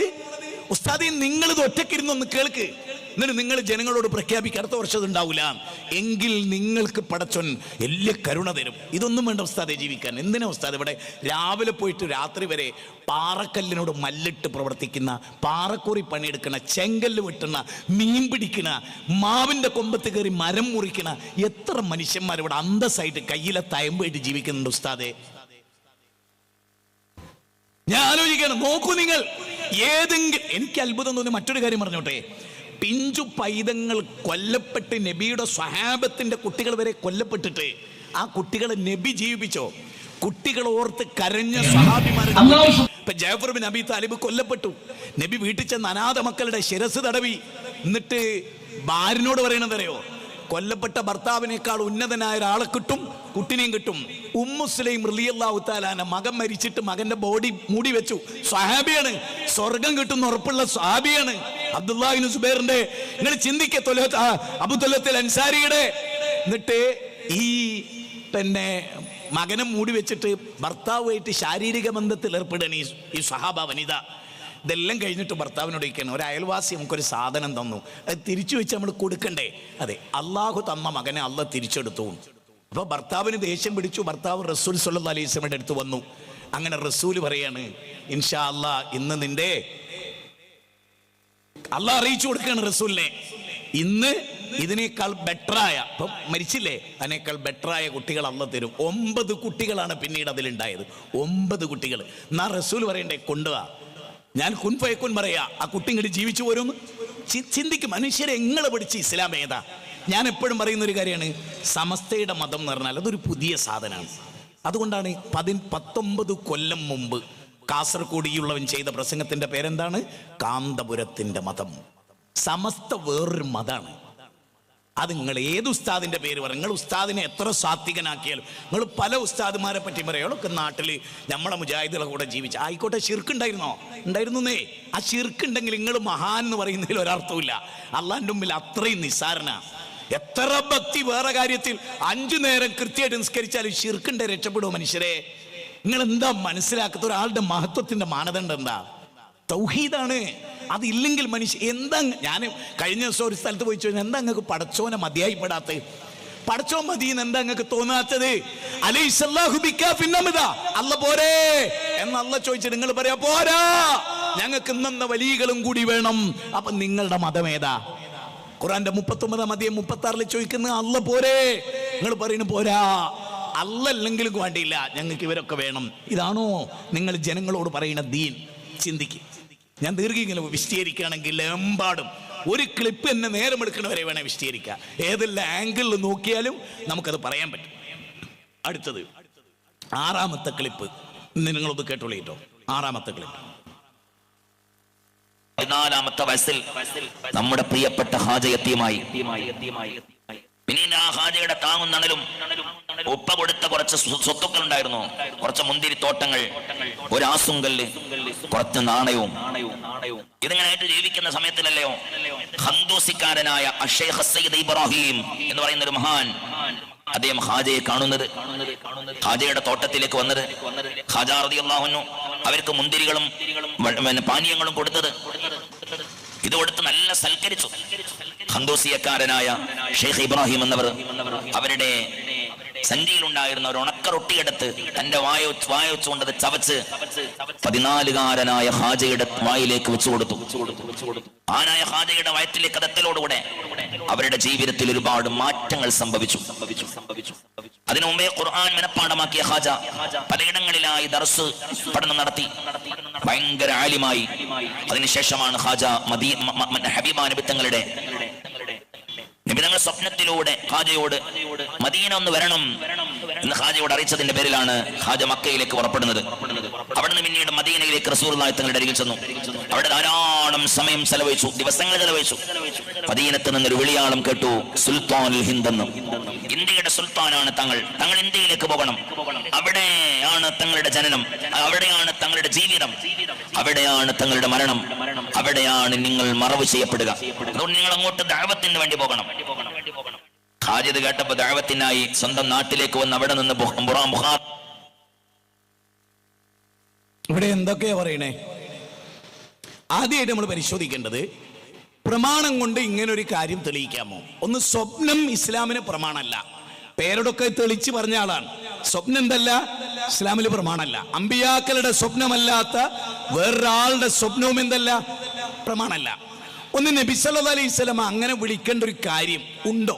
അതാണ് ഒന്നാമതായി ചിന്തിക്കേണ്ട പോയിന്റ്. ഞാൻ ശരിക്കും സാധാരണക്കാരുടെ കൂടെ നിന്നുകൊണ്ട് ചിന്തിക്കുകയാണ്. ഒന്ന്, ഞാൻ ചില ചരിത്രങ്ങൾ പറയാം. ഈ വിഷയമായിട്ടാണ് പറയുന്നത്, ശ്രദ്ധിക്കണം. അറഫയിൽ നബി ഒറ്റ ഹജ്ജാണ് ചെയ്തത് സല്ലല്ലാഹു അലൈഹി വസല്ലം. നബി സല്ലല്ലാഹു അലൈഹി വസല്ലം ആ ഹജ്ജിൽ പ്രസംഗത്തിൽ പറഞ്ഞ ചില കാര്യങ്ങളുണ്ട്. ഒന്ന്, അലാ ഫല്ലുബല്ലിഗി ഷാഹിദിൽ ഗായിബ. ഇവിടെ ഹാജറുള്ളവർ ഹാജറില്ലാത്തവർക്ക് എത്തിച്ചു കൊടുക്കട്ടെ. ഹാജറുള്ളവർ ഹാജറില്ലാത്തവർക്ക് എത്തിച്ചു കൊടുക്കട്ടെ. എന്ത്? ദഅവത്ത്, അല്ലാഹുവിന്റെ ദീൻ. അദ്ദഅവതു ഇലല്ലാഹ് കുൽ ഹാദിഹി സബീലി അദ്ഉ ഇലല്ലാഹ് അലാ ബസീറത്തിൻ അന വമനിത്തബഅനി. ഞാനും എന്നെ പിൻപറ്റിയവരും നിങ്ങൾ അല്ലാഹുവിലേക്ക് ക്ഷണിക്കുന്നു. 1.25 ലക്ഷത്തോളം വരുന്ന സ്വഹാബത്ത് അറഫയില്, ആ അറഫയിൽ നിന്നുകൊണ്ട് മുത്തുനബി പറയാണെന്ത്? അലാ ഫല്ലുബല്ലിഗി ഷാഹിദിൽ ഗായിബ. ഇത് ഹാജറുള്ളവർ ഹാജറില്ലാത്തവർക്ക് എത്തിച്ചു കൊടുക്കട്ടെ. മാത്രമല്ല കേട്ടോ, അല്ലാഹു മിശ്ഹദ്, അല്ലാഹ് നീ സാക്ഷി, ഞാൻ നിങ്ങൾക്ക് എത്തിച്ചു തന്നില്ലയോ? ബലാ യാ റസൂലല്ലാഹ്, ബലാ യാ റസൂലല്ലാഹ്, ബലാ യാ റസൂലല്ലാഹ്. ആകാശത്തേക്ക് കൈ ഉയർത്തി ഹബീബുനാ ഷഫീഉനാ റസൂലുള്ളാഹി പറഞ്ഞു, അല്ലാഹ് നീ സാക്ഷി, അല്ലാഹു മിശ്ഹദ്, അല്ലാഹു മിശ്ഹദ്, അല്ലാഹു മിശ്ഹദ്. പടച്ചോനേ നീ സാക്ഷി. വിവരമുള്ളവരെ എന്ത് മനസ്സിലായി? നബിയുടെ വഫാത്തോടുകൂടി നബിയെ ഏൽപ്പിച്ച ദൗത്യം പൂർത്തിയായി. ഇനി ഈ ദൗത്യം ആർക്കാ? ജീവിച്ചിരിക്കുന്ന സ്വഹാബികൾക്കാണ്. ഓർക്കണം, നിങ്ങൾ ഓർക്കണം, ജീവിച്ചിരിക്കുന്ന സ്വഹാബികൾക്കാണ്. ആ സ്വഹാബിമാരെ എന്നിട്ട് Arnold Toynbee, Matthew Arnold, the preaching of Islam, വിഖ്യാതമായ ഗ്രന്ഥാണ് ദ പ്രീച്ചിങ് ഓഫ് ഇസ്ലാം, ഇസ്ലാമിന്റെ പ്രചാരവും ഇസ്ലാമിന്റെ പ്രബോധനവും എന്ന പുസ്തകം. ആ പുസ്തകത്തിൽ വിഖ്യാതനായ യൂറോപ്യൻ എഴുത്തുകാരൻ പറയാണ്, ഈ അറഫയുടെ ചുറ്റിൽ നിൽക്കുന്ന സ്വഹാബത്ത് നബി സല്ലല്ലാഹു അലൈഹി വസല്ലമയുടെ ഈ വാചകം കേട്ടു. ഏത്? ഇവിടെ ഹാജറുള്ള നിങ്ങൾ ഹാജറില്ലാത്ത ലോകത്തിന്റെ അഷ്ടദിക്കുകളിൽ ഇസ്ലാം എത്തിച്ചു കൊടുക്കണം എന്ന്. അങ്ങനെ ഇദ്ദേഹം ഈ പ്രീച്ചിങ് ഓഫ് ഇസ്ലാം പറയാണ്, ഒട്ടകപ്പുറത്തിരുന്നവർ, അതുപോലെ കുതിരപ്പുറത്തിരുന്നവർ, ഭാഷ അറിയാത്തവർ, ദ്വിഭാഷികളില്ലാതെ, പാതയമില്ലാതെ അവിടെ നിന്നുകൊണ്ട് തന്നെ അവർ ലോകത്തിന്റെ പല ഭാഗത്തേക്കും പോയി. എന്നിട്ട് അതിലൊരു പോയിന്റ് പറയാണ്, മക്കത്ത് ഒരു റക്അത്ത് നിസ്കരിച്ച 1,00,000 കൂലി കിട്ടുന്ന മക്ക വിട്ട്, മദീന വിട്ട് ലോകത്തിന്റെ പല ഭാഗത്തേക്കും പ്രഗത്ഭരായ സ്വഹാബിമാര് പോയി. ഇനി ഞാൻ പറയും, നിങ്ങൾ ശ്രദ്ധിച്ചോ, വളരെ പ്രഗത്ഭരായ പല സ്വഹാബിമാരുടെയും ഖബർ മക്കയിലും ഇല്ല, മദീനയിലും ഇല്ല. അന്ന് ജീവിച്ച ലോകത്തിന്റെ എല്ലാ ഭാഗത്തും അവർ പോയി. മാലിക് ബിൻ ദീനാർ ഇങ്ങോട്ട് വന്ന്, ഞാൻ പറയുന്നത് നിങ്ങൾ ശരിക്കും ശ്രദ്ധിക്കൂ, ഈ ആളുകളുടെയൊക്കെ പ്രധാനപ്പെട്ട ഘടകം എന്തായിരുന്നു? ദേവത്തായിരുന്നു. നേരെ മറിച്ച് റസൂലുള്ളാഹി സ്വല്ലല്ലാഹു അലൈഹി വസല്ലം വഫാത്തായിട്ട് അബൂബക്കർ സിദ്ദീഖിനെയോ ലോകത്തിന്റെ ഏതെങ്കിലും ഒരു ഭാഗത്തുള്ള വലിയനെയോ നബി വിളിച്ചു വരുത്തിയ ഒരു ചരിത്രം രേഖപ്പെടുത്തപ്പെട്ടിട്ടുണ്ടോ? ഇത് ഈ നിങ്ങളെ നബി സ്വപ്നം കണ്ടു എന്നും മദീനത്തേക്ക് മക്കത്തെത്തി എന്നും മക്കത്തെത്തിയിട്ട് നബി ഒരിക്കൽ വിളിച്ചു എന്നും നബിയുടെ അടുത്ത് ചെന്ന് കുറേ ദിവസം അവിടെ താമസിച്ചു എന്നും നിങ്ങൾ ദേവത്തെടുത്താൻ പോകണമെന്നും അങ്ങനെ ലക്ഷക്കണക്കിന് ആളുകൾ ഇസ്ലാമിലേക്ക് വന്നു എന്നും അവിടെ തന്നെ മരിച്ചു എന്നൊക്കെ നബി പറഞ്ഞു. എന്ത് തെളിവ്? എന്തിന്റെ പേരിൽ? വിശ്വാസികളെ, നമ്മുടെ ബാധ്യതയല്ലേ ദേവത്ത്? അതിനെ നബി വിളിക്കാൻ കാത്തു കണ്ട. കാരണം റസൂൽ പറയണത്, ഞാൻ എത്തിച്ചു തന്നു, എന്റെ ദൗത്യം ഇവിടെ അവസാനിച്ചു. ഇനി നേരെ മറിച്ച് സമസ്തയുടെ ഈ പറഞ്ഞ ഇപ്പൊ ഇവിടെ പ്രസംഗിച്ചാൽ ഇവിടെ ഇതിന് നേതൃത്വം നൽകുന്ന പൈസ ഈ പറഞ്ഞിരിക്കുന്ന പൂവട്ടർമ്പേരൻ, ഞാൻ അദ്ദേഹത്തോട് ചോദിച്ചു, എന്ത് വിവരമാണ് നിങ്ങൾക്ക് ദീനിലുള്ളത്? എന്ത് വിവരമാണ് നിങ്ങൾക്ക് ദീനിലുള്ളത്? അള്ളാഹുവിന്റെ റസൂല് ഖബറിൽ നിന്നുകൊണ്ട് ആരെയാണ് ദായിയായി നിശ്ചയിക്കുക? ഞാൻ പറയുന്ന പോയിന്റ് ശ്രദ്ധിക്കുക. ഇന്ന് നാട്ടിലേക്ക് പ്രബോധകനായി നിശ്ചയിക്കേണ്ട ചുമതല മരണശേഷവും നബിക്ക് ആണെങ്കിൽ സല്ലല്ലാഹു അലൈഹി വസല്ലം നബി നിയോഗിച്ചവരല്ലാതെ വേറെ ആള് ദൈവത്തിന് പോവോ? ചിന്തിക്കുക നിങ്ങൾ. എന്തിനാത്? അത് ഈ മഹാന്റെ മാത്രം പഠിപ്പിക്കുക, എന്നിട്ട് ഖബറിന്റെ അടുത്തേക്ക് ആളുകളെ ക്ഷണിക്കുക, എന്നിട്ട് ആളുകളെ ചൂഷണം ചെയ്യുക, എന്നിട്ട് അവിടെ വിജയിപ്പിക്കുക. അല്ലെ, നിങ്ങൾ ആലോചിച്ച് നോക്ക്. അതിനോടനുബന്ധമായി പെട്ട ക്ലിപ്പിനോടനുബന്ധമായി പാവപ്പെട്ടവരുടെ മദീനയാണ് അത്ര അജ്മീർ. പാവപ്പെട്ടവരുടെ മദീനയാണ് അജ്മീർ എന്നാ പറയുന്നത്.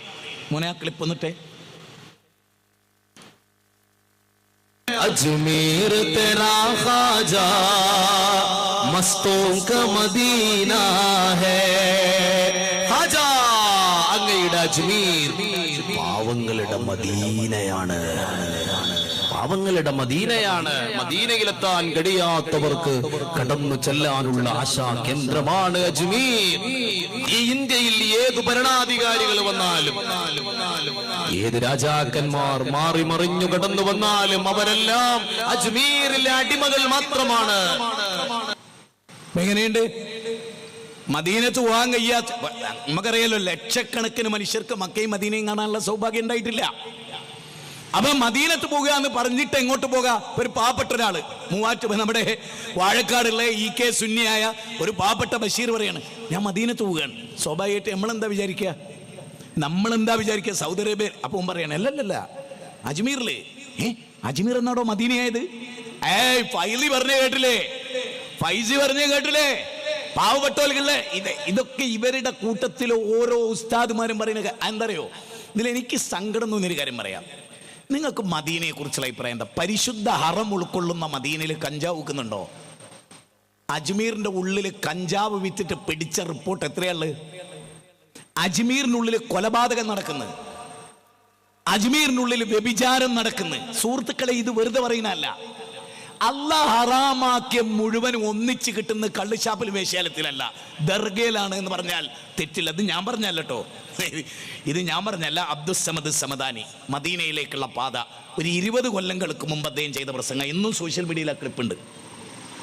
എല്ലാ ഹറാമും ഒന്നിച്ച് കിട്ടുന്ന സ്ഥലമാണ് ദർഗ എന്ന് സമദാനി പറഞ്ഞതാണ്. സമദാനി മുജാഹിദല്ല.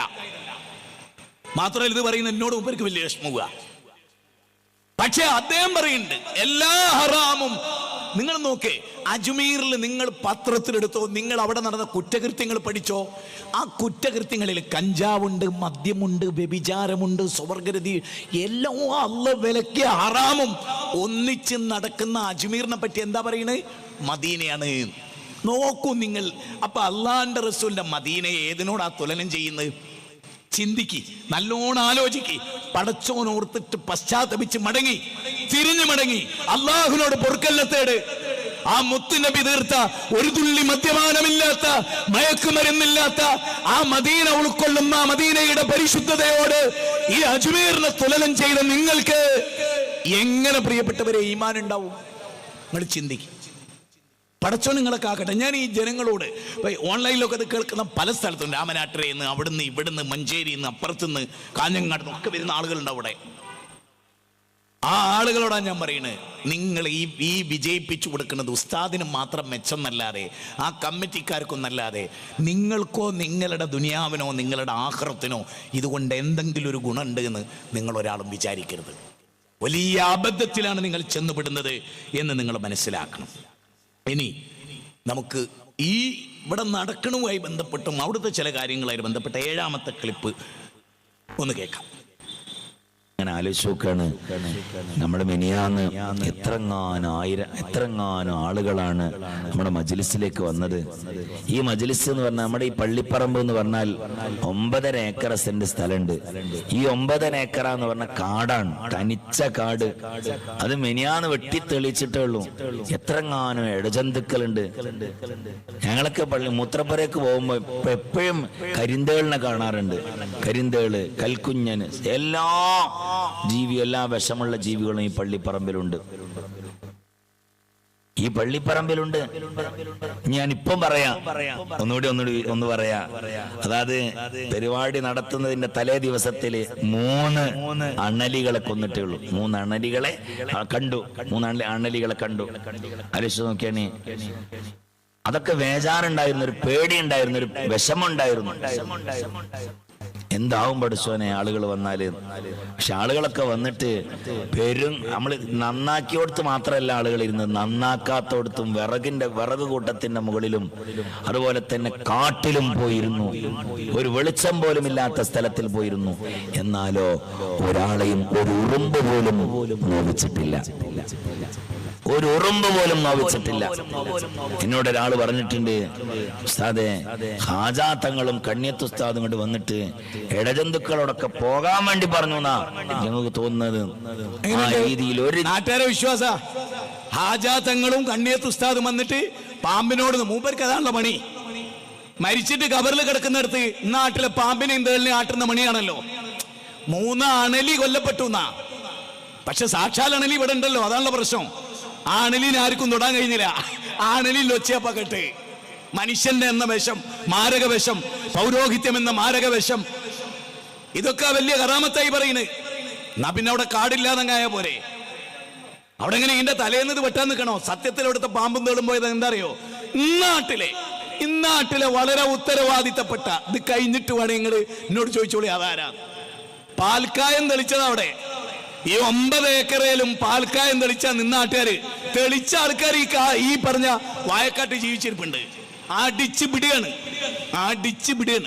മാത്രമല്ല, ഈ മരിച്ചുപോയ ആളുകൾക്ക് ഇക്കാട്ടിൽ വന്നിട്ട് പാമ്പിനോടും തേളിനോടും ആട്ടേണ്ട ഒരു ഗതികേട് ലോകത്ത് നിങ്ങൾ അവരെ അംഗീകരിച്ചതോ നിന്ദിച്ചതോ? സാധാരണ ഒരു നല്ല മനുഷ്യൻ മരിച്ചാൽ പുതിയാപ്പിള ഉറങ്ങണ പോലെ ഉറങ്ങിക്കോന്നാ. ഇവർക്ക് ഉറങ്ങാൻ നേരണ്ടോ? കനച്ചങ്ങ ഇവിടെ ഈ വാർഷികം നടത്തും മാറുന്ന എണീച്ച് എന്നിട്ട് ഓ പാമ്പേ പൊയ്ക്കത്തളേ എന്ന് പറയേണ്ട പരിപാടിയാണല്ലോ അവർക്ക്. എന്താ നിങ്ങൾക്ക് എന്ത് പറ്റി? ഇത് കേട്ടിട്ട് ആളുകളുടെ വിശ്വാസമാണ്. അപ്പൊ അള്ള ഇടപെട്ടു എന്നൊന്നല്ല. അള്ളാന്റെ കാവലുണ്ട് എന്നല്ല, ഇവര് വന്നിട്ട് പറഞ്ഞത്രേ പോയി കൊളിയും. അപ്പോൾ അവിടെ പോയി. അത് മറ്റേ മൊല്ല പറഞ്ഞില്ലേ, അക്സനി പാമ്പ് സീമടൂരിനെ കടിച്ചിട്ട് പാമ്പ് മരിച്ചു ചെയ്യുന്നു. അത്ര വിഷ. അതുകൊണ്ടാണ് ഞാൻ 10 കൊല്ലത്തിന് മുമ്പ് പറഞ്ഞ എന്ത് മൂർഖനെയും മൊയിലേരെയും കണ്ട ആദ്യം റെഡിയാക്കേണ്ടത് ആരെയാണ്. അന്ന് എല്ലാവരും എന്നെ വിമർശിച്ച്. പക്ഷെ പിന്നീട് അവർ പറയണെന്താ, പാമ്പ് കടിച്ചിട്ട് ഇയാളെ വിഷം കയറിയിട്ട് പാമ്പ് മരിച്ചു ചെയ്യുന്നു. അത് ഞങ്ങൾക്ക് അഭിപ്രായമുണ്ട്. ചില്ലറ വിഷം. ഞാൻ പറഞ്ഞില്ല, 3 അണലീനെ ഇവിടെ കൊന്നു. വലിയ അണലി ഇവിടെ ജീവിച്ചിരിപ്പുണ്ട്. വലിയ അണലിയാണ് ലോകത്തിലെ ഏറ്റവും വലിയ പ്രശ്നം. പക്ഷെ അത് ഫൈസിന്റെ രൂപത്തിലാണ് നിൽക്കണമെന്ന് മാത്രം. മനസ്സിലായോ? അപ്പൊ അത് ഇനി ഇതില് നമ്മുടെ പാവ ഒരു ഹമീദ് മാഷുണ്ട് ഇവിടെ. സാധുവിനെ കഴിഞ്ഞ ടൈമിൽ ഞാൻ ഒരു ക്ലിപ്പ് ഇട്ട്, അപ്പൊ എൻ്റെ പേര് പറഞ്ഞുകൊണ്ട് പിന്നെ ആ ഭാഗം മിണ്ടാട്ടൊരു കട്ട് ചെയ്ത് കളഞ്ഞു. കാരണം ഇനിയും ഞാൻ അതിനെ കയറി പിടിക്കുന്നുള്ളതുകൊണ്ട് ആ ഭാഗം ഇങ്ങനെ സംസാരിച്ചു കൊണ്ടിരിക്കുമ്പോൾ ആ ഭാഗം മ്യൂട്ടാക്കിയിട്ട് വിട്ടു. നമുക്ക് 8ാമത്തെ ക്ലിപ്പ് ഒന്ന് കേടാം. നിങ്ങളുടെ വലതുവശത്തുള്ള വിമറ ഹോസ്പിറ്റലിന്റെ സമീപത്തേക്കും കൊണ്ടോട്ടി അരീക്കോട് ഭാഗത്തേക്ക് നിങ്ങളുടെ ഇടതുവശത്തുള്ള ചീനി ബസാർ ഭാഗത്തേക്കും എനിക്ക് തോന്നുന്നില്ല. പലപ്പോഴും ഞങ്ങളൊക്കെ ഇവിടെ കമ്മിറ്റിക്കാരെന്ന നിലയിൽ ഇവിടെ ഇരിക്കുമ്പോൾ ഇവിടെ വരുന്ന ആളുകളുടെ സങ്കടങ്ങൾ കേൾക്കുമ്പം അത്ഭുതമാണ്. അത് ഓരോരുത്തർ നമുക്ക് എണ്ണി പറയാൻ കഴിയില്ല. ഒരുപാട് മഹാ അത്ഭുതങ്ങളാണ്. മെഡിക്കൽ സയൻസിൽ മരുന്നില്ലാത്ത ഒഴിവാക്കിയ എല്ലാ അസുഖങ്ങളും അത് ഇവിടെ തന്ന പിന്നെ അവസാനം ഉസ്താദിനോട് പറയാണ്, ഉസ്താദിൻ്റെ അടുത്തുള്ള മരുന്ന് എന്താ? നമുക്ക് ദ്വാരക്കാം, മജ്ലിസിൽ ദ്വാരക്കാം. ഉസ്താദ് ഏതൊക്കെ മജ്ലിസിൽ ചെന്നോ അവിടെയൊക്കെ ഈ വസിയ്യത്ത് ചെയ്ത ആളുകൾക്ക് വേണ്ടിയുള്ള പ്രാർത്ഥനയിൽ കൂടിയാണ് ആരുടെയൊക്കെയോ ആമീൻ അല്ലാഹു തആല സ്വീകരിക്കുന്നു. ആ സ്വീകരിക്കൽ വഴി അദ്ദേഹത്തിൻ്റെ അസുഖം പ്രയാസം അങ്ങനെ മാറി വന്നവർ എത്രയോ നമ്മൾ നേരിൽ കണ്ടിട്ടുണ്ട്. ഉസ്താദിനോട് പറഞ്ഞവരുണ്ട്, പറയാത്തവരുണ്ട്, ഓഫീസിൽ വന്ന് ഇങ്ങനെ പറഞ്ഞവരുണ്ട്, എഴുതി തന്ന് പറഞ്ഞവരുണ്ട്. ഒരുപാട് നേരിട്ട അനുഭവം ഞങ്ങൾക്കുണ്ട്. അതാണ് ഈ സദസ്സിൻ്റെയൊക്കെ പ്രത്യേകത. നിങ്ങളൊക്കെ വന്നത് ആ ഉദ്ദേശത്തോടു കൂടിയാണെന്ന് ഞങ്ങൾക്കും അറിയാം. അതുകൊണ്ട് തന്നെ ഈ വർഷത്തെ പരിപാടിയിൽ ഞങ്ങൾ ചില മാറ്റം വരുത്തി. ഇവിടെ വലിയ സദസ്സാണ്. ഏത് നേതാക്കന്മാരും എത്ര ആംബുലൻസിനും കൂടി ഇട്ടോ ജനങ്ങളും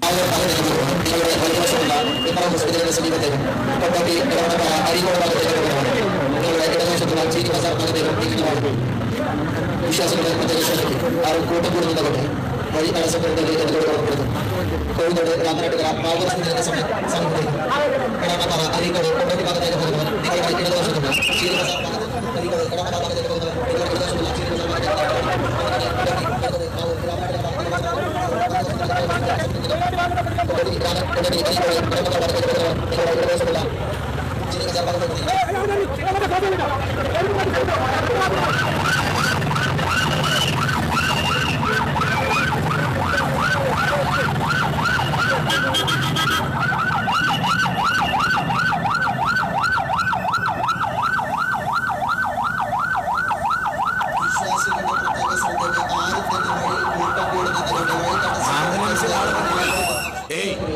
മെഡിക്കൽ സയൻസ് തോറ്റെടുത്ത് അത്ഭുതം കാണിക്കുന്നിടത്തൂടെയാണ് ആംബുലൻസ് പോണ്. എന്നിട്ട് ആ ആംബുലൻസിന് വേഗം പോകാനുള്ള ശരിക്കും പറയേണ്ട ആംബുലൻസ് അടുത്ത് പോലെ അത്ഭുതം കാണിക്കുന്ന ആൾ ഇവിടെ ഉണ്ട്. ഇങ്ങോട്ട് കയറിക്കോളി എന്നല്ല പറയുന്നുണ്ട്, അവറിയില്ല. പിന്നെ നിങ്ങൾ കണ്ടില്ലേ, മോരും മുതിരയും വെച്ച മാതിരിയാണ് ആണും പെണ്ണും. അതിലൊന്നും വരക്ക് നിങ്ങൾ ചോദിച്ചു നോക്കൊരു പെണ്ണിനോട്, മോളെ സിനിമക്ക് പോയല്ലോ? ഉണ്ട്. ടൂർ പോയല്ലോ? ഉണ്ട്. ഓണത്തിന്റെ ഉത്സവത്തിന് വേണ്ടോ? ഉണ്ട്. 4 ആള് ഗാനമേ നടത്തി അവിടെ പോലുണ്ടോ? ഉണ്ട്. ഇതുപോലെയുള്ള സ്ഥലത്ത് പോയാലുണ്ടോ? ഉണ്ട്. അവിടെ മോരും മുതിരയും വെച്ച മാതിരി അന്യപുരുഷന്മാരുടെ കൂടെ ഇടകലാറുണ്ടോ? ഉണ്ട്. നിന്റെ മാറും അവന്റെ മാറും ഒന്നിച്ചു ചേരാറുണ്ടോ? ഉണ്ട്. പള്ളി പോകാറുണ്ടോ? ഇല്ല. ഇവിടെ ഒരു പള്ളി ഉണ്ടല്ലോ, അതിൽ കയറൂല. അതിന്റെ പരിസരത്തും കാട്ടിലും കുറ്റിക്കാട്ടിലും ഒക്കെ ഇരുന്നാ പറഞ്ഞേ വലിയേറെ. ആണും പെണ്ണും ആ കുറ്റിക്കാട്ടിലും കാട്ടിലും ഒക്കെ ഇരുന്ന് പള്ളി കയറി കുത്തിരിക്കൂല. എന്താ? പള്ളി ഹറാമാണ്. ഞാൻ ചോദിച്ചു, ലോകത്ത് അള്ളാന്റെ മസ്ജിദിനോട് ഇത്ര വെറുപ്പുള്ളൊരു വിഭാഗം നിങ്ങളെപ്പോലെ ലോകത്തുണ്ടോ? കുറ്റിക്കാട്ടിലും കക്കൂസിന്റെ തൈവരയിലും അല്ലേ ചെക്കന്മാരെ കഞ്ചാവ് അടിച്ചിട്ട് അല്ലാത്തോലെ ഇരിക്കുന്നിടത്തൊക്കെ ആണിനും പെണ്ണിനെ ഇരിക്കാം. എന്നിട്ട് ഈ ചെക്കന്മാരൊക്കെ ഇങ്ങനെ തിക്കി തടിച്ചു നിർത്തി ആണിനെയും പെണ്ണിനെയും നിർത്തിയിട്ട് ഓന്റെ കയ്യിൻ്റെ ഉള്ളിക്കൂടൊക്കെ മറ്റോളൊക്കെ അകത്ത് വരുന്ന നിങ്ങൾക്ക് ഇതിലിങ്ങനെ കാണാം. അതിലൊന്നും ആർക്കും ഒരു ഹറാമില്ല, തെറ്റില്ല, ഒന്നുമില്ല. പള്ളി പോകാൻ മാത്രം. സത്യത്തിൽ നിങ്ങൾ ആലോചിച്ചു, മസ്ജിദിൽ വന്ന് സ്ത്രീകൾക്ക് മാത്രം തയ്യാറാക്കപ്പെട്ടൊരു സ്ഥലത്തിരുന്ന് യഖ്റഉൽ ഖുർആന വയുദക്കിറുന്നാസ്, ഖുർആനും സുന്നത്ത് അവർ കേൾക്കുന്നു. അത് കേൾക്കാൻ നിങ്ങൾ അനുവദിക്കുന്നില്ല. മറിച്ച് പെണ്ണിൻ്റെ മനസ്സെന്ന് പറയുന്ന ലോലമാണ്. അവർ നിങ്ങൾ എത്ര പെട്ടെന്നാണ് അലിയിച്ചെടുക്കുന്നത്? കഴിയും. സ്ത്രീകൾ അങ്ങനെയാണ്. എന്നിട്ട് അവരുടെ ആഭരണം അടിച്ചെടുക്കുന്നു, അവരുടെ പൈസ അടിച്ചെടുക്കുന്നു, അവരുടെ മനസ്സിൽ, അതായത് അവരുടെ മനസ്സിൽ പടച്ചോനില്ല. എനിക്ക് ഭയങ്കര സങ്കടം. ഞാൻ മുമ്പൊക്കെ പറയുന്നുണ്ട്, കുന്നമംഗലം കാരന്തൂർ മർക്കസിൻ്റെ പരിസരത്താണ് എൻ്റെ ഉമ്മാൻ്റെ ഉമ്മയും എൻ്റെ ഉമ്മയും ഞങ്ങളൊക്കെ താമസിച്ചിരുന്ന അവിടെയാണ്. ഇപ്പം എൻ്റെ മുത്തമ്മ എല്ലാവരും അവിടെ ഉണ്ടായിരുന്നു. സത്യം പറഞ്ഞാൽ ഇവരെ സംബന്ധിച്ചിടത്തോളം ഒരു ഉസ്താദുമാർ പഠിപ്പിക്കുന്നതുകൊണ്ടുള്ള കുഴപ്പമാണ്. ഇപ്പം എൻ്റെ മൂത്തമ്മൻ്റെ മോന്, ഞാനത് മുമ്പ് പറഞ്ഞിട്ടുണ്ട്, ഞാനിവിടെ വീണ്ടും പറയണത് മനസ്സിലാക്കാൻ വേണ്ടി. മൂത്തമ്മൻ്റെ മോന് ജീപ്പ് ലോറിയൊക്കെ ഉള്ള ഒരു അത്യാവശ്യം ഒരു മുതലാളിയായിരുന്നു. ഇടക്കാലത്ത് ഭയങ്കര കഷ്ടപ്പാട് വന്നു. അങ്ങനെ വീട്ടിലിങ്ങനെ ഇരിക്കാൻ തുടങ്ങി. വേറെ ഒന്നുമില്ല, ബിസിനസ്സൊന്നുമില്ല, കാറില്ല, ലോറിയില്ല, അങ്ങനെയൊക്കെ ആയിരുന്നു. അപ്പം മൂത്തമ്മ പറയാണ്, എൻ്റെ ഉമ്മൻ്റെ മൂത്തമ്മ പറയാണ്, മോനെ തങ്ങളെടുത്ത് ഒന്ന് പോയി നോക്ക്, തങ്ങളെടുത്ത് ഒന്ന് പോയി നോക്ക്. അപ്പം എൻ്റെ മൂത്തമ്മൻ്റെ മോനെ കുന്നമംഗലം ഭൂപതി പള്ളിയിൽ ജമാഅത്തെ ഇസ്ലാമിക്ക് ഒരു പള്ളിയുണ്ട് അവിടെ. ആ പള്ളിയിൽ ഇടക്കിടക്ക് ഇങ്ങനെ പോകുന്നതുകൊണ്ട് അദ്ദേഹത്തിന് തൗഹീദ് മനസ്സിലായിട്ടുണ്ട്, ഈ പ്രഭാഷണങ്ങളിൽ നിന്നൊക്കെ മനസ്സിലായിട്ടുണ്ട്. അപ്പോൾ അദ്ദേഹം മൂത്തമ്മനോട് പറഞ്ഞ്, ഉമ്മ തങ്ങളെടുത്തൊന്നും പോയിട്ട് കാര്യമല്ല, നമ്മുടെ ഖൈറും ഷെറും ഒക്കെ തീരുമാനിക്കുന്നത് അള്ളയാണ്. എൻ്റെ മൂത്തമ്മ അന്ന് എൻ്റെ മാമനോട് ചോദിച്ച ചോദ്യം എന്താ, എൻ്റെ ഒരു ഒലക്കമ്മല അള്ള. 5 നേരം നിസ്കരിക്കുന്ന നിക്കാബ് ധരിക്കുന്ന എൻ്റെ മൂത്തമ്മയാണ്, നിങ്ങൾ ഓർക്കണം. ഒരു നോമ്പും ജീവിതത്തിൽ ഉപേക്ഷിച്ചിട്ടില്ല, ഒരു ദിക്റും മൂത്തമ്മ ഉപേക്ഷിച്ചിട്ടില്ല. ആ മൂത്തമ്മയാണ് അള്ളാഹിനെ പറ്റി എന്ത് പറയുന്നത്, എൻ്റെ ഒരു ഒലക്കമ്മൽ അള്ളാഹ്. അത് മൂത്തമ്മ പറയുന്നത് എന്തുകൊണ്ടറിയാം, ഔലിയാക്കളുടെ സ്ഥാനം അള്ളാഹ്ക്ക് കൊടുക്കാൻ ഉസ്താദുമാർ അവർ സമ്മതിച്ചിട്ടില്ല. ഈ പോയിന്റെങ്കിലും നിങ്ങൾ ഉൾക്കൊള്ളണം. അള്ളാഹുവിനേക്കാളുപരി ഔലിയാക്കളെ മനസ്സിൽ പ്രതിഷ്ഠിച്ചു പോയ ആളുകളാണ് ഇവർ. മൊയ്തീൻ മാലയുടെ ഖുതുബിയത്തിലൂടെ, മഞ്ഞക്കുളം മാലയിലൂടെ, കപ്പപ്പാട്ടിലൂടെ, കുപ്പിപ്പാട്ടിലൂടെ, മാലപ്പാട്ടുകളിലൂടെ അവര്. അതുകൊണ്ട്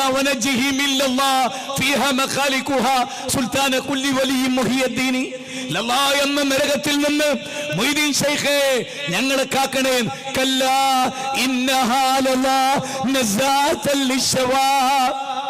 നരകം ഭയാനകരമാണ്. സൂറത്ത് മാരിജിലെ 15-16. എന്നിട്ട് അല്ലാഹ് ഇബാദുർ റഹ്മാന്റെ ഗുണം പറഞ്ഞപ്പോൾ യഖൂലൂന റബ്ബന സ്രിഫ് അന്നാ അദാബ ജഹന്നം ഇന്ന അദാബഹാ കാന ഖുറാമ. നരകത്തുനിന്ന് രക്ഷ തേടി റബ്ബിനോട് തേടുന്നവനാണ് ഇബാദുർ റഹ്മാൻ. പക്ഷേ ഖുതുബിയത്തിൽ പറയുന്നതോ, നരകത്തിൽ നിന്ന് ഞങ്ങളെ രക്ഷിക്കണേ മൊയ്തീൻ ശൈഖേ. പ്രാർത്ഥന അങ്ങോട്ടാ. മഴ ചൊരിയുന്ന മൊയ്തീൻ ശൈഖേ, യാ കുത്തുബ അഖിലിസ് സമായി വല്ലർളി ഔദഹുമാ. ആകാശഭൂമികളുടെ കുത്തുബും മഹാനും, അരുവികൾ ഒഴുക്കുന്ന, പുഴ ഒഴുകുന്ന, മഴ പെയ്യിപ്പിക്കുന്ന മഹാനെ, ചെടികൾ മുളപ്പിക്കുന്ന മഹാനെ. ലോകത്ത് ഒരു ചെടിയും മുളക്കുന്നില്ല, ഒരു ഇലയും വീഴുന്നില്ല മൊയ്തീൻ CM മടവൂർ അറിയാതെ എന്ന് എഴുതിയവരാ ഇവര്. പടച്ചവന്റെ എല്ലാ കഴിവും സൃഷ്ടികളിൽ ആരോപിച്ചവരായി ഇവര്. എത്ര ഭീകരമായ, എത്ര ദയനീയമായ അവസ്ഥയാണ്. ഇവിടെയും പറയുന്നത് എന്താണ്, അത്ഭുതങ്ങൾ. ഈ അത്ഭുതങ്ങളുടെ പിന്നാലെ പോകുക എന്ന് പറഞ്ഞാൽ അതിനോളം വലിയൊരു വഞ്ചന എന്താണ്.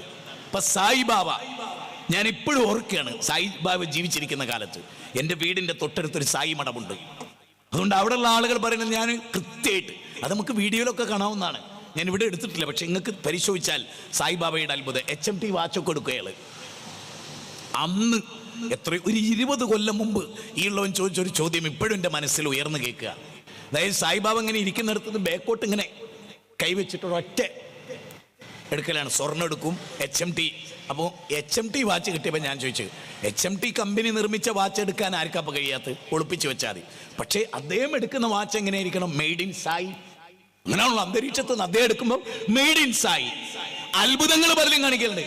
ഈ അത്ഭുതത്തിന്റെ പിന്നാലെയാണ് എക്കാലഘട്ടത്തിലും എല്ലാവരും. 9ാമത്തെ ക്ലിപ്പിൽ അങ്ങനെ ഒരു അത്ഭുതം ക്രൈസ്തവർ വിവരിക്കുന്നത് നിങ്ങളൊന്ന് കേട്ടോളി. എൻ്റെ പേര് ബീന പോണി, വീട് തൃശ്ശൂർ ജില്ലയിലെ ഞാലക്കുടയ്ക്കടുത്ത് പുല്ലൂരാണ്. എനിക്ക് 10 വർഷത്തിലധികമായി പീരീഡ്സ് ആകുമ്പോൾ ഭയങ്കര ബ്ലീഡിംഗ് ആയിരുന്നു. പല ഡോക്ടർമാരെയും കണ്ട് പല ഹോസ്പിറ്റലിലും പോയി. എല്ലാവരും പറഞ്ഞു യൂട്രസ് ചെയ്യണം, ഓപ്പറേഷൻ ചെയ്യണം. പക്ഷേ ഓപ്പറേഷൻ ചെയ്യാനായിട്ട് എനിക്ക് താല്പര്യമില്ലായിരുന്നു. അങ്ങനെ അപ്പോൾ ഡോക്ടർ പറഞ്ഞു, അങ്ങനെയാണെങ്കിൽ പീരീഡ്സ് ആകുമ്പോൾ മരുന്ന് കഴിച്ചാൽ മതി, അത് കഴിക്കാൻ പറഞ്ഞ് ഡോക്ടർ മരുന്ന് എഴുതി തന്നു. കുറേ നാളെ മരുന്ന് കഴിച്ചപ്പോൾ വലിയ കുഴപ്പമൊന്നും ഉണ്ടായില്ല. പക്ഷേ പിന്നീട് ആ മരുന്ന് കഴിച്ചാലും എനിക്ക് യാതൊരു കാര്യമില്ല. 10 ദിവസത്തിലധികം നീണ്ടു നിൽക്കും. പീരീഡ്സ് ആകുമ്പോൾ ഭയങ്കര ബ്ലീഡിംഗ് ആണ്. അങ്ങനെ എനിക്ക് ഭയങ്കര ക്ഷീണവും വയ്യാതൊക്കെ വന്നു. കിതപ്പ് തുടങ്ങിയപ്പോൾ കാർഡിയോളജിസ്റ്റിനെ പോയി കണ്ടു. അപ്പോൾ ഡോക്ടർ പറഞ്ഞു, ഹാർട്ടിൻ്റെ പ്രശ്നമല്ലാതെ ബ്ലഡ് ഭയങ്കര കൗണ്ട് കുറവാണ്, 8 ഉള്ളൂ. അതുകൊണ്ട് ഇനി ബ്ലഡ് വയ്ക്കാനുള്ള ഗുളിക സ്ഥിരം. പേര് ബീന പോണി. ഭയങ്കര കൗണ്ട് കുറവാണ്, 8 ഉള്ളൂ. അതുകൊണ്ട് ഇനി ബ്ലഡ് വയ്ക്കാനുള്ള ഗുളിക സ്ഥിരമായിട്ട് കഴിക്കാൻ പറഞ്ഞു. അങ്ങനെ അത് കഴിച്ചുകൊണ്ടിരുന്നു. അപ്പം എല്ലാവരും കൂടി തീരുമാനിച്ചു അങ്ങനെയാണെങ്കിൽ ഇനി ഓപ്പറേഷൻ ചെയ്യാൻ, യൂട്രസ് റിമൂവ് ചെയ്യാമെന്ന് തീരുമാനിച്ചു. ഞാനാണെങ്കിൽ സ്ഥിരമായിട്ട് ഒരു 1.5 വർഷത്തോളമായിട്ട് അത്ഭുത ജപമാലയൊന്നും മുടങ്ങാതെ കാണാറുണ്ടായിരുന്നു. എല്ലാ ചൊവ്വാഴ്ചയും ഞങ്ങൾ കുടുംബ പ്രാർത്ഥനയോടൊപ്പം ഈ അത്ഭുത ജപമാലയിൽ പങ്കെടുക്കും, അത് വിടാറില്ല. അപ്പോൾ ഒരു ദിവസം അത്ഭുത ജപമാലയിൽ പങ്കെടുത്തുകൊണ്ടിരിക്കുമ്പോൾ മാർച്ച് മാസത്തിലെ 2ാമത്തെ ആഴ്ചയിലാണ് അച്ഛൻ വിളിച്ച് പറഞ്ഞു, ദീന എന്ന മകളുടെ അതികഠിനമായ പീഡന പിരിച്ചാകുമ്പോൾ കർത്താവ് എടുത്ത് മാറ്റുന്ന സൗഖ്യം നൽകുമെന്ന് പറഞ്ഞു. അപ്പോൾ അത് ഞാൻ തന്നെ അങ്ങനെ പൂർണ്ണമായി വിശ്വസിച്ച് ഈശോയോട് നന്ദി പറഞ്ഞു. 2 ആഴ്ച കഴിഞ്ഞപ്പോൾ എനിക്ക് പതിപോലെ പിരിച്ചായി, ഞാൻ മരുന്നൊന്നും കഴിച്ചില്ല, വളരെ നോർമലായിട്ട് ബ്ലീഡിംഗ് ഉണ്ടായുള്ളൂ. ഇപ്പോൾ 6 മാസമായി ഞാൻ ഒരു മരുന്ന് ഉപയോഗിക്കുന്നില്ല. വളരെ നോർമലായിട്ട് ഒരു 5 ദിവസമൊക്കെ ആകുമ്പോൾ ബ്ലീഡിംഗ് നിൽക്കും, ഒരു പ്രശ്നം എനിക്കില്ല. എനിക്കിത് ഈ അത്ഭുതമാലയുടെ കിട്ടിയ സൗഖ്യമാണെന്ന് പൂർണ്ണമായി വിശ്വസിക്കുന്നു. പരിശുദ്ധമ്മയ്ക്കും വിശുദ്ധ അന്തോണീസിനും ഈശോയുടെ അനുഗ്രഹം വാങ്ങി തന്നെ 1000 പറയുന്നു. നമ്മളൊരു എൽ റുഹ ധ്യാന മന്ദിരത്തിൽ നിന്നുള്ള ഒരു പ്രധാനപ്പെട്ട ഓൺലൈൻ ശുശ്രൂഷയാണ് എൽ റുഹ അത്ഭുതങ്ങളുടെ ജപമാലയും വിശുദ്ധ അന്തോണീസിന്റെ നൊവേനയും. ഈ അത്ഭുതങ്ങളുടെ ജപമാല എന്ന ഓൺലൈൻ ശുശ്രൂഷ എല്ലാ ചൊവ്വാഴ്ചയും വൈകിട്ട് 7:30 സംപ്രേഷണം ചെയ്യുന്ന യൂട്യൂബിലൂടെ സംപ്രേഷണം ചെയ്യുന്ന അത്ഭുത ജപമാല ഇതെന്നെ ക്രൈസ്തവരും ചെയ്യുന്ന ഇതേ പണി തന്നെയാണ്. ഈ അത്ഭുതങ്ങളുടെ പിന്നാലെ അല്ല പോകേണ്ടത്.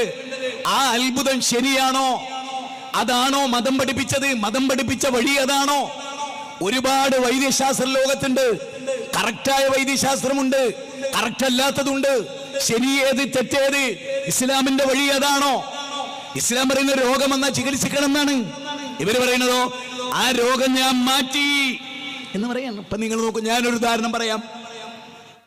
ഇപ്പോ ഇതിലെ 13ാമത്തെ ക്ലിപ്പ്, അവിടുത്തെ പൈസ ഉണ്ടല്ലോ, വലിയുദ്ദീൻ ഫൈസി, അദ്ദേഹത്തിന് അപസ്മാര രോഗം ഉണ്ടായിരുന്നു എന്ന് പറയുന്ന ജനങ്ങളോട് അദ്ദേഹം പറയുന്ന 13ാമത്തെ ക്ലിപ്പ് ഒന്ന് കേട്ടു നോക്കി നിങ്ങൾ. പരിഹാരമായിരുന്നു. ഞാനിപ്പോഴും ഓർക്കുക, എൻ്റെ വല്യമ്മയും എൻ്റെ വല്യപ്പയും എൻ്റെ വല്യമ്മയും എൻ്റെ പിതാവൊക്കെ പറയാറുണ്ട് ഒരു വർത്തമാനം. എനിക്ക് പഴയ കാലത്ത് നല്ല അപസ്മാരമായിരുന്നു. ഇന്നും അതിൻ്റെ ശാഖയുണ്ട്. കാരണം എനിക്ക് നല്ല വെള്ളം കണ്ടുകൂടാ, അതുപോലെ രക്തം കണ്ടുകൂടാ, തലക്കൊരു ചെറിയൊരു കറക്കം ഉണ്ടാവും. പക്ഷെ എൻ്റെ അപസ്മാരം ഒരിക്കലും മാറുകയില്ല എന്ന് ഡോക്ടർമാർ വിധിയെഴുതിയതാണ്. എൻ്റെ അപസ്മാരം തീരെ മാറൂല, ദിവസേന ഗുളിക കഴിക്കണം എന്ന് ഡോക്ടർമാർ പറഞ്ഞതാണ് അന്നത്തെ കാലത്ത്. അത്രയും വലിയ അപസ്മാരമായിരുന്നു എനിക്ക്. അങ്ങനെ 2 വയസ്സെത്തിയപ്പോ അപസ്മാരം മൂത്തു നിൽക്കുന്ന സമയം എൻ്റെ വല്യമ്മ പറഞ്ഞു എൻ്റെ പിതാവിനോട്, മോനെ നമുക്ക് CM വലിയുള്ളാഹി തങ്ങളുടെ അരികിലൊന്ന് കൊണ്ടുപോയി വെക്കാം. അന്ന് മൂപ്പന്റെ വീട്ടിൽ CM വലിയുള്ളാഹി തങ്ങളുണ്ട്. ഞാൻ ഇപ്പോഴും എൻ്റെ വല്യമ്മ എൻ്റെ പിതാവൊക്കെ ഇത് പറയും. അങ്ങനെ എന്നെയും എടുത്ത് 2ാമത്തെ വയസ്സിൽ എന്നെയും എടുത്ത് CM വലിയുള്ളാഹി തങ്ങളുടെ അരികിലേക്ക് കൊണ്ടുപോയി. അന്നും എനിക്ക് അപസ്മാരം ഇളകിയിരുന്നു. ഇളകിക്കൊണ്ടിരിക്കുന്ന സമയത്തിലാണ് മൂപ്പന്റെ വീട്ടിലേക്ക് എൻ്റെ വല്യമ്മയും എൻ്റെ പിതാവും കൂടെ കൊണ്ടുപോയി CM വലിയുള്ളാഹി തങ്ങൾ കിടന്നുറങ്ങുന്ന റൂമിൽ വാതിൽ തുറന്നു. CMന്റെ അരികിലേക്ക് ചെന്നു. എൻ്റെ വല്യമ്മ പറയാ, CM അന്ന് കുപ്പായമിടാതെ തുണിയെടുത്ത കട്ടിലിന്റെ മുകളിൽ ഇങ്ങനെ ഇരിക്കുകയാണ്. എൻ്റെ ഈ ഇളക്കം കണ്ടപ്പോ CM വലിയുള്ളാഹി തങ്ങൾ കുട്ടിയെ കൊണ്ട് കൊണ്ടാന്ന് പറഞ്ഞു. അങ്ങനെ വല്യമ്മ എന്നെ കൊടുത്തു CMന്റെ കയ്യിലേക്ക്. CM എന്നെ എടുത്തു. എന്നിട്ട് തല മുതൽ കാലുവരെ ഒന്ന് തടവിയിട്ട് പറഞ്ഞു, ഇനി ഇവന് അപസ്മാരം വേണ്ട, ഇനി ഇവന് അപസ്മാരം വേണ്ട, ഇനി ഇവന് അപസ്മാരം വേണ്ട എന്ന് CM വലിയുള്ളാഹി തങ്ങൾ 3 തവണ പറഞ്ഞു. അന്ന് മുതൽ ഇന്ന് വരെ എനിക്ക് അപസ്മാരം ഉണ്ടായിട്ടില്ല. അന്ന് മുതൽ ഇന്ന് വരെ എനിക്ക് അപസ്മാരം എന്നുള്ളതുണ്ടായിട്ടില്ല, എനിക്ക് ഇളകിയിട്ടില്ല. ഡോക്ടർമാര് പറഞ്ഞത് ദിവസേന ഗുളിക കഴിക്കണമെന്നാണ്. പക്ഷേ ഒരു പൊട്ട് ഗുളിക പോലും ഞാൻ കുടിച്ചിട്ടില്ല. അന്നാണ് CM വലിയുള്ളാഹി തങ്ങൾ ഇത് പറഞ്ഞതിന് ശേഷം എനിക്കൊരു അല്ല, അപസ്മാരം ഉണ്ടായിരുന്ന ഇത്ര കുഴപ്പമുണ്ടാവില്ലായിരുന്നു. ഇത് പറയുമ്പോൾ ഞാൻ എൻ്റെ മനസ്സിൽ ഒരു ഇസ്ലാമിക ചരിത്രം ഓർമ്മ വരികയാണ്. നിങ്ങൾ ശരിക്കും ശ്രദ്ധിക്കാൻ വേണ്ടിയാണ്. കാരണം ഞാൻ നേരത്തെ നിങ്ങളോട് തുടക്കത്തിൽ പറഞ്ഞല്ലോ, ഇവർ പറയുന്ന കാര്യത്തെ നമ്മൾ ഇസ്ലാമായിട്ട് തട്ടിക്കുകയാണ്. കാരണം ഇസ്ലാം അള്ളാഹു അവതരിപ്പിച്ച മതാണ്. ഇന്ന ദീന ഇൻദല്ലാഹിൽ ഇസ്ലാം, 3-ാം അധ്യായം 19-ാമത്തെ വചനം. ഈ ദീനിൽ നബി സല്ലല്ലാഹു അലൈഹി വസല്ലമയുടെ അടുത്ത് ഒരു അപസ്മാര രോഗി വരുന്നുണ്ട്. അപസ്മാരാണല്ലോ പ്രധാനം. വലിയുദ്ദീൻ ഫൈസിയുടെ അപസ്മാരമാണല്ലോ ഇപ്പോഴത്തെ ക്ലിപ്പ്. നബിയുടെ അടുത്ത് ഒരു വനിത പറഞ്ഞു, നബിയേ, ഞാൻ അപസ്മാര രോഗിയാണ്, അപസ്മാരം എടുത്തിട്ട് ഞാൻ താഴെ വീഴും, ബോധരഹിതയായി വീഴും. അപ്പൊ എന്റെ നഗ്നത വെളിവാകും. എനിക്ക് ഈ രോഗമില്ലാതിരിക്കാൻ നിങ്ങളൊന്ന് ദുആ ചെയ്യണം. ഇവിടെ ഓർക്കണേ, ശരിക്കും ദീൻ എന്താന്ന് ഓർക്കണം. കാരണം നബിയുടെ അനുയായികൾ നബിയിൽ നിന്ന് പഠിച്ചത് നബി എന്നതങ്ങ് മാറ്റിത്തരും എന്നുള്ള കാര്യമല്ല. നബി പ്രാർത്ഥിച്ചാൽ അള്ളാഹ് കേൾക്കും, അത് അവർ വിശ്വസിക്കുന്നുണ്ട്. നബിയുടെ പ്രാർത്ഥന സ്ട്രോങ്ങിൽ സ്വീകരിക്കപ്പെടും, അത് നമ്മൾ ആരും നിഷേധിക്കുന്നില്ല. അള്ളാഹുവിന് ഇഷ്ടപ്പെട്ടവരുടെ ദുആ അള്ളാഹ് കബൂൽ ചെയ്യാറുണ്ട്, ചെയ്യും, ചിലപ്പോൾ ചെയ്യാതെ. അത് അള്ളാഹു ഓരോ സമയത്തും പടച്ചോന്റെ ഇടപെടലാണ്, അതിലൊന്നും നമുക്കാർക്കും ഒരു അവകാശമില്ല. ഇപ്പൊ നബീനോട് പറയുന്നത് എന്താണ്? നബി സല്ലല്ലാഹു അലൈഹി വസല്ലമയോട് പറഞ്ഞു, നബിയെ ഞാനൊരു അവസ്മാരം, എനിക്ക് രോഗമില്ലാതിരിക്കാൻ നിങ്ങൾ ദുആ ചെയ്യണം. കാരണം അവരെ ശല്യപ്പെടുത്തുന്ന രോഗം, ഈ രോഗം കൊണ്ടാണല്ലോ നഗ്നത വെളിവാകുന്നത്. അതൊരു പെണ്ണിന് സഹിക്കാൻ പറ്റാത്തതാണ്. അപ്പൊ നബി സല്ലല്ലാഹു അലൈഹി വസല്ലം അവരോട് ചോദിക്കണത് എന്തറിയോ? ഞാൻ പ്രാർത്ഥിക്കണോ? ഞാൻ പ്രാർത്ഥിച്ചാൽ അള്ളാഹു സ്വീകരിച്ചേക്കാം, നിനക്ക് അപസ്മാരമില്ലാതാവുകയും ചെയ്യാം.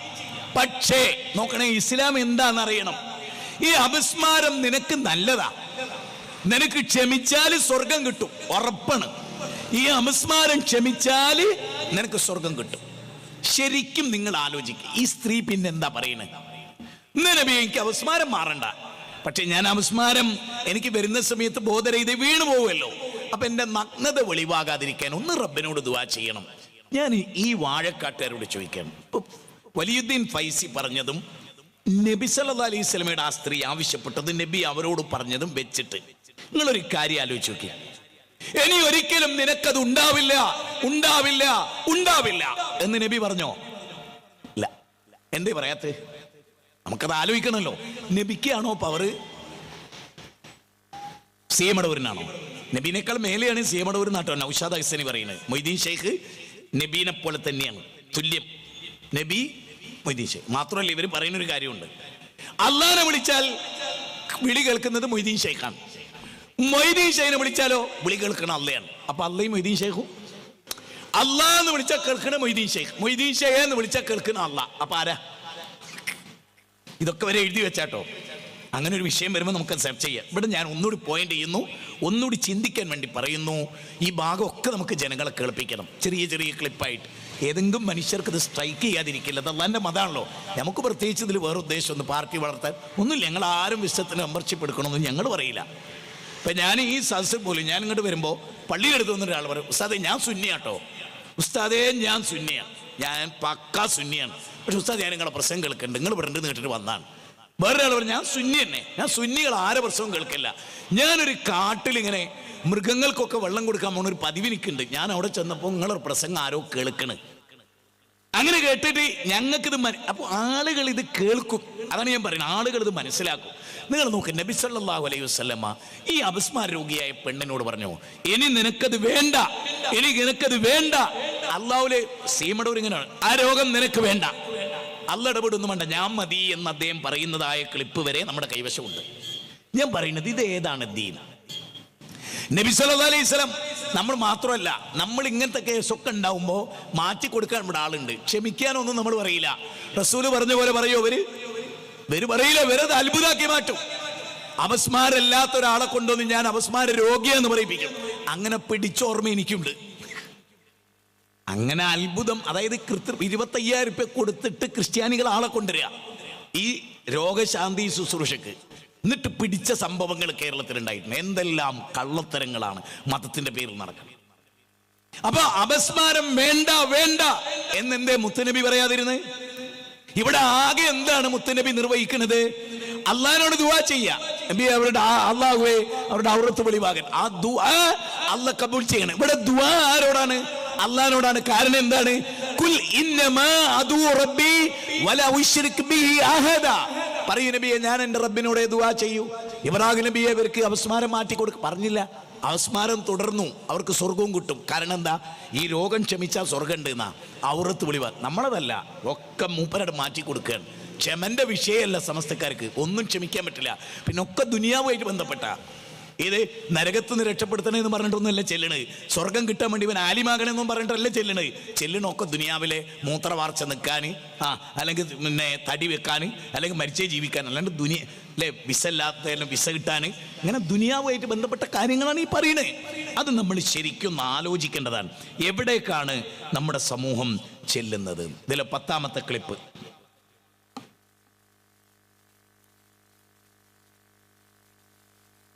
യമുന സിസ്റ്റർ ട്രിവാൻഡ്രത്ത് നിന്നാണ് വരുന്നത്. യമുന സിസ്റ്ററിന് ഒരു കണ്ണിന്റെ പ്രശ്നം ഉണ്ടായിരുന്നു, തിമിരത്തിന്റെ അസുഖം ഉണ്ടായിരുന്നു. അത് ഏപ്രിൽ 25, 2022 ഏപ്രിൽ 25 അതിന്റെ ഒരു ഓപ്പറേഷൻ പറഞ്ഞു.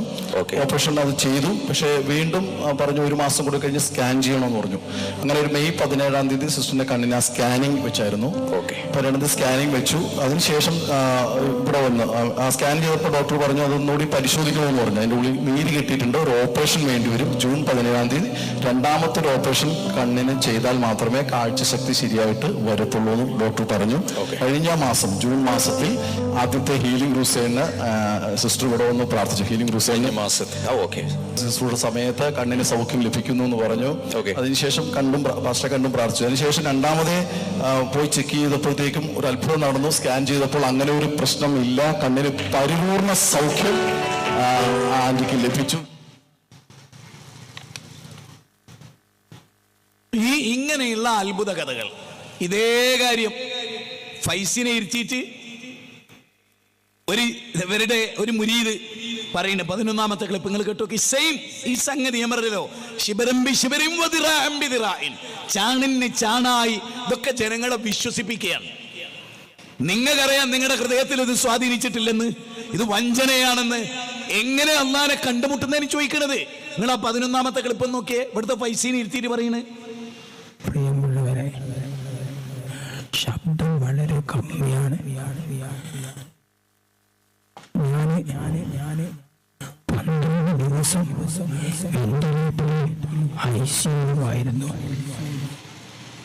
ഡോക്ടർമാർ എന്നോട് ഇനി തിരിച്ച് കിട്ടുന്നില്ല, ഏറെ വന്നാൽ 15 ദിവസം ജീവിക്കുകയുള്ളൂ എന്ന് എഴുതി ഹോസ്പിറ്റലിൽ നിന്ന് മടക്കിയതാണ്.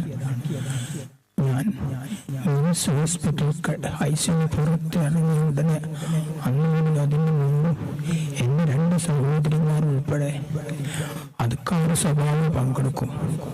ഒരു ദിവസം സിസ്റ്റർ എന്ന് ചോദിച്ചു, എന്താണ് നിങ്ങൾ ഇത് ചൊല്ലുന്നത്? അപ്പോൾ പറഞ്ഞു, ഞങ്ങൾ പ്രാർത്ഥനയാണ്. അങ്ങനെ എല്ലാ ദിവസവും ചൊല്ലി അന്ന് മുതൽ ഇന്ന് വരെ ഞാൻ തെറ്റാതെ ഇതിൽ പങ്കെടുത്തുകൊണ്ടിരിക്കുകയാണ്. ബഹുമാനപ്പെട്ട ഉസ്താദുകൾ എൻ്റെ അടുത്ത് വന്ന് ഒരു ദിവസം കളിയുടെ പരിപാടിയുണ്ടായപ്പോൾ എൻ്റെ അടുത്ത് വന്ന് എന്നെ സന്ദർശിച്ചു. അന്ന് ഉസ്താദിനോട് പറഞ്ഞത്, ഇൻഷാ അല്ലാഹ് ഞാൻ നിങ്ങളുടെ മജ്‌ലിസിലേക്ക് വരുമെന്ന് പറഞ്ഞതാണ്. ആ വാക്ക് പാലിക്കാൻ വേണ്ടിയാണ് ഞാൻ ഇവിടെ വന്നിട്ടുള്ളത്. വളരെ റാഹത്താണ്. ഏത് അസുഖം പേടിക്കണ്ട. അതുക്കാർ സ്വഭാവം നമ്മൾ പങ്കെടുത്തോളി. വളരെ ആത്മാർത്ഥമായി ഞാനത് തേനും വെള്ളം വെക്കാറാണ്. ആ വെള്ളമല്ലാതെ വേറെ വെള്ളം കുടിക്കാറില്ല. ആ വെള്ളമാണ് എൻ്റെ കയ്യിലുള്ള കുപ്പി എപ്പോഴും ഉള്ളത്. ആ വെള്ളം ഞാൻ കുടിച്ച് ഇപ്പൊ വളരെ റാഹത്തായി. അവരെന്നെ ഒഴിവാക്കിയതാണ്. രണ്ടാമത് ടെസ്റ്റ് ചെയ്ത് ഹോസ്പിറ്റലിൽ ഡോക്ടർ പറഞ്ഞു 80% മാറിയിട്ടുണ്ട്. അസുഖം തന്നെ ഞാൻ പറഞ്ഞു ക്യാൻസറാണ്. ഇപ്പൊ വളരെ റാഹത്തായി. ഡോക്ടർമാർക്കൊക്കെ ഭയങ്കര അത്ഭുതം. അവരെന്നോട് നിൽക്കാതെ ചോദിച്ചു, എങ്ങനെ ഇതിപ്പോ സുഖമായതെന്ന്. തീർച്ചയായും എടുക്കാതെ സ്വഭാവം പങ്കെടുത്ത് ബഹുമാനപ്പെട്ട ഉസ്താദ് അവരുടെ ദുആയും ഇതിൽ പങ്കെടുക്കുന്ന ആൾക്കാരുടെ ദുആയും വളരെയധികം ഉപകാരപ്പെട്ട തീർച്ചയാണ്. ഇതാണ് ഇങ്ങനെ ആളുകളെ നിർത്തിയിട്ട് പറയാം. എന്നിട്ട് ഹാവഭാവാദികളും മുഖത്ത് കൈവച്ച് തടവിയും വലിയ സംഭവമാക്കി മാറ്റാണ്. നിങ്ങൾ ആരെയും കണ്ടിട്ടുണ്ടോ? നബിയോ സ്വഹാബത്തോ താബികളോ മദ്ഹബിന്റെ ഇമാമിങ്ങളോ ഇങ്ങനെ വിളിച്ചുകൂട്ടിയ സദസ്സിൽ ഈ വിധത്തിലുള്ള കാര്യങ്ങൾ പറഞ്ഞ് അത്ഭുതങ്ങൾ കാണിച്ച് ജനങ്ങളെ അടുത്ത വർഷം അങ്ങോട്ട് ക്ഷണിച്ച്? അന്ന് രോഗമല്ലായിരുന്നു ഉണ്ടായിരുന്നല്ലോ, പല രോഗങ്ങൾ ഉണ്ടായിരുന്നല്ലോ, പല ബുദ്ധിമുട്ടുകൾ ഉണ്ടായിരുന്നല്ലോ, അവരൊരുപാട് പ്രതിസന്ധികൾ നേരിട്ടിരുന്നല്ലോ. ക്രൈസ്തവർ ചെയ്യുന്ന ഇതേ പണി നമ്മൾ എടുക്കുന്നത് എന്തിന്? അതിലെന്ത് ദീൻ? ആളുകളെ ചതിച്ചുകൊണ്ട് ഇങ്ങനെ ഉണ്ടാക്കുന്നത് എന്തിന്? അള്ളാഹുവിന്റെ റസൂല് പറഞ്ഞു എന്താ? നിങ്ങൾ രോഗം വന്നാൽ ചികിത്സിക്കണം, ഹറാമ് കൊണ്ട് ചികിത്സിക്കരുത്, വിധിയത്തായ ചികിത്സകൾ വരരുത്.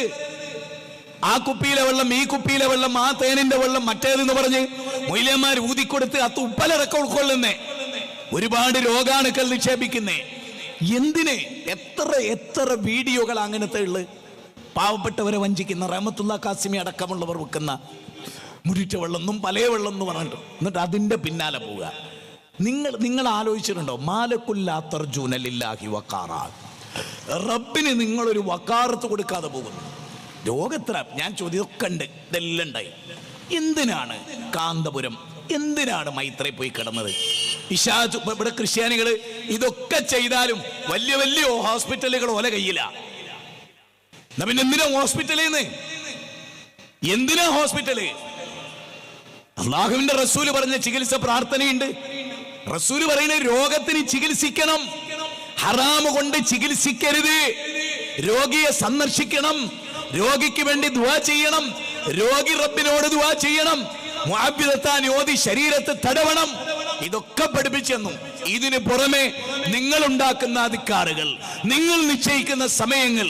അതുകൊണ്ടല്ലേ കഴിഞ്ഞ ക്ലാസ്സിലെ കൂഫ പള്ളിയിൽ വെച്ച് അല്ലെ കബ്ബിറൂമിയ ഹല്ലിലൂമിയ സബ്ബിഹൂമിയ എന്ന് പറഞ്ഞതിന് അബ്ദുല്ലാഹി മസ്ഊദ് അവർക്ക് തോന്നിയ അധികാറുകൾ അവർ ചെയ്തത് റസൂല് പഠിപ്പിച്ച പദം കൊണ്ട് തന്നെയാണ്. അത് അവരുടെ വക എണ്ണം നിശ്ചയിക്കുന്നു, വണ്ണം നിശ്ചയിക്കുന്നു, രാവിലെ സമയം നിശ്ചയിക്കുന്നു, സുബഹിന്റെ മുമ്പ് നിശ്ചയിക്കുന്നു, അതിൽ സ്ഥിരമായിട്ട് പങ്കെടുക്കണോ, അത് വലിയ കാര്യമായിട്ട് കരുതുന്നു. ഇതിനെയാണ് അബ്ദുല്ലാഹി ഇബ്നു മസ്ഊദ് റളിയല്ലാഹു അൻഹു ശക്തമായി എതിർത്ത്. അതുകൊണ്ട് നിങ്ങൾ സുന്നത്തിലുള്ളത് ചെയ്യൂ എന്നാണ് ഞങ്ങൾ പറയുന്നത്. നിങ്ങൾക്ക് എന്തുകൊണ്ടാണ് റസൂൽ സ്വല്ലല്ലാഹു അലൈഹി വസല്ലം ഇത്ര വെറുപ്പ്? നബി പഠിപ്പിച്ചതൊന്നും ചെയ്യാതെ ആരൊക്കെയോ എവിടെയൊക്കെയോ പഠിപ്പിച്ചതിന്റെ പിന്നാലെ എൻ്റെ പ്രിയപ്പെട്ട EKP സുന്നികളെ നിങ്ങൾ എന്തിനാണ് പോണത്? നിങ്ങളോട് അല്ലാഹ് ചോദിക്കോ? നിങ്ങളോട് ചോദിക്കും എന്ത്? യാ വൈലതാ ലൈതനി ലം അത്തഖദ ഫുലാനൻ ഖലീലാ. എന്നാലും ആളുകളെ കൂട്ടുപിടിച്ചു.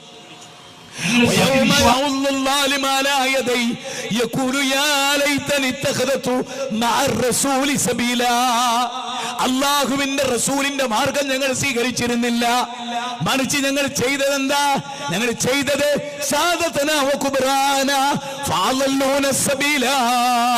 സാദാത്യങ്ങളുടെ കുബറായിങ്ങളുടെ പിന്നാലെ ഞങ്ങൾ പോവുകയാണ് ഉണ്ടായത്. ഇതാ നിങ്ങളുടെ അവസ്ഥ. ഞങ്ങൾ പറയുന്നത് നിങ്ങൾ റസൂൽ സല്ലല്ലാഹു അലൈഹി വസല്ലമയ്ക്ക് മടങ്ങ്. എത്ര രോഗത്തിന് നബി, അപസ്മാരത്തിന് നബി ട്രീറ്റ്മെന്റ് നടത്തി. നബി സല്ലല്ലാഹു അലൈഹി വസല്ലം അവരെ ദിക്ർ പഠിപ്പിച്ചു കൊടുത്തു. സിഹർ ബാധിച്ചാലുള്ള, കണ്ണേർ ബാധിച്ചാലുള്ള ചികിത്സക്കർ മുത്തുനബി സല്ലല്ലാഹു അലൈഹി വസല്ലം പഠിപ്പിച്ചു. അത് പഠിപ്പിക്കുന്നതിന് പകരം നിങ്ങൾ നിങ്ങളുടേതായ വക ഉണ്ടാക്കിയാൽ നിങ്ങൾ എങ്ങനെ റബ്ബിനെ കണ്ടുമുട്ടും? അല്ലാഹ് നിങ്ങളോട് ചോദിക്കുക, ഫൈസി ഞാൻ പഠിപ്പിച്ചത് ഇത്ര ബെറ്റർ ആയിട്ടുണ്ടായിരിക്കെ ഏറ്റവും ഉന്നതമായ ഒരു മൂല്യം കുന്തും, അത് ഏത്? ഈ സൂറത്ത് അഹ്സാബിലെ 21 പറഞ്ഞില്ലേ, മുഹമ്മദ് നബി സല്ലല്ലാഹു അലൈഹി ലഖദ് കാന ലക്കും ഫീ റസൂലില്ലാഹി ഉസ്വത്തുൻ ഹസന, ഉത്തമമായ മാതൃക നബിയിലാണ്. ആ മാതൃക സ്വീകരിച്ച സഹാബത്ത് അല്ലേ, വമയുശാഖിഖ് റസൂല മിൻ ബഅദി മാ തബയ്യന ലഹുൽ ഹുദാ വയത്തബി ഗൈറ സബീലിൽ മുഅ്മിനീൻ. ആ മുഅ്മിനീങ്ങളുടെ പാത 4-ാം അധ്യായം 115. എന്തിനാണ് നമ്മൾ കൈയൊഴിയുന്നത്? ഞങ്ങൾ നിങ്ങളെ വിളിക്കുന്നത് അങ്ങോട്ടാ? ശൈഖുൽ ഇസ്ലാം ഇബ്നു തൈമിയ പഠിപ്പിച്ച ദിക്റിലേക്ക്, ഇബ്നു ഖയ്യിം ജൗസി പഠിപ്പിച്ച ദിക്റിലേക്ക്, ഇബ്നു ജരീർ തബ്രി പഠിപ്പിച്ച തഫ്സീറിലേക്ക് ഞങ്ങൾ നിങ്ങളെ പഠിപ്പിക്കുന്നതും ക്ഷണിക്കുന്നതും. ഞങ്ങൾക്ക് തെറ്റ് പറ്റൂല എന്നൊന്നും ഞങ്ങൾ പറയില്ല. ചില കാര്യങ്ങൾ ഞങ്ങൾ മനസ്സിലാക്കാതെ പറഞ്ഞിട്ടുണ്ടാവും, അത് ഞങ്ങൾ പിന്നീട് തിരുത്തിയിട്ടുണ്ട്.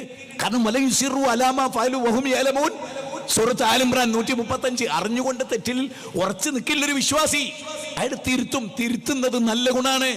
ഫൈസി നിങ്ങൾ തിരുത്തണം. നിങ്ങൾ അള്ളാന്റെ കൂടെ ഈ മഹാന്മാരെ പൊട്ട് തേങ്ങടമായി ഇടുന്ന ഈ സ്വഭാവം അവസാനിപ്പിക്കണം. എന്നിട്ട് റബ്ബിന് നൽകേണ്ട സ്ഥാനം റബ്ബിന് നൽകണം. ഒമാ ഖദറുല്ലാഹ ഹഖ ഖദരി, അള്ളാനെ കണക്കാക്കേണ്ട രൂപത്തിൽ നിങ്ങൾ കണക്കാക്കിയിട്ടില്ല. അല്ലാഹു അലാ കുല്ലി ഷൈഇൻ ഖദീറാണ്, എല്ലാറ്റിനും കഴിവുള്ളവനാണ്. കുൻ എന്ന ശബ്ദം കൊണ്ട് എന്തും നിർവഹിക്കുന്നത് റബ്ബാണ്. അതിലേക്ക് ഒരാളെ നിങ്ങൾ പങ്കു ചേർക്കരുത്. ഇനി ഇതിലെ 12-ാമത്തെ ക്ലിപ്പ്, ഷിയാക്കളുമായി നിങ്ങളുടെ പൈസയ്ക്കുള്ള ബന്ധം. അവിടെ ചെന്നിട്ട് ഷിയാക്കൾ അദ്ദേഹത്തെ സ്വീകരിച്ച് തലപ്പാവൊക്കെ ധരിപ്പിക്കുന്ന ഒരു രംഗമുണ്ട്. അതിന് വോയിസ് ഒന്നുമില്ല, ആ വീഡിയോ അത് നിങ്ങൾക്കൊന്ന് കാണാം.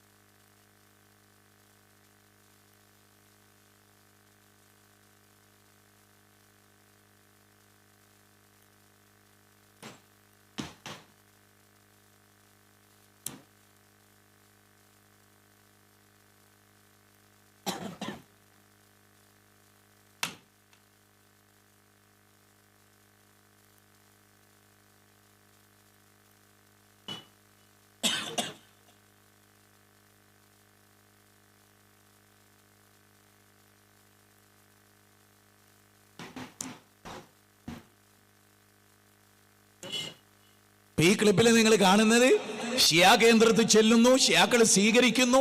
ഇവരുടെ ഒക്കെ അസിൽ ഷിയായിസത്തിലാണ്. അബൂബക്കർ സിദ്ദീഖിന്റെ, ഉമർ ഇബ്നുൽ ഖത്താബിന്റെ അവരൊക്കെ പേരിൽ തെറി പറയുന്ന, ലാനത്ത് പറയുന്ന, അവരെ ചീത്ത പറയുന്ന, അവർ രണ്ട് വിഗ്രഹമാണെന്ന് പറയുന്ന ഷിയായിസമാണ് കേരളത്തിൽ വേരുറച്ചിരിക്കുന്നത്. സിഎംസയെ പോലെയുള്ള സകലൈനി ഫൗണ്ടേഷനിൽ അവർ പ്രചരിപ്പിക്കുന്നത് ഈ ഷിയായിസമാണ്. അതിൽ നിന്ന് നിങ്ങൾ രക്ഷപ്പെടണമെന്ന് ഞങ്ങൾ നിങ്ങളോട് പറയുന്നത് മരണത്തിന് ശേഷം തുടങ്ങുന്ന ഒരു ജീവിതത്തെ കുറിച്ചാണ്. നിങ്ങൾ മനസ്സിലാക്കണം.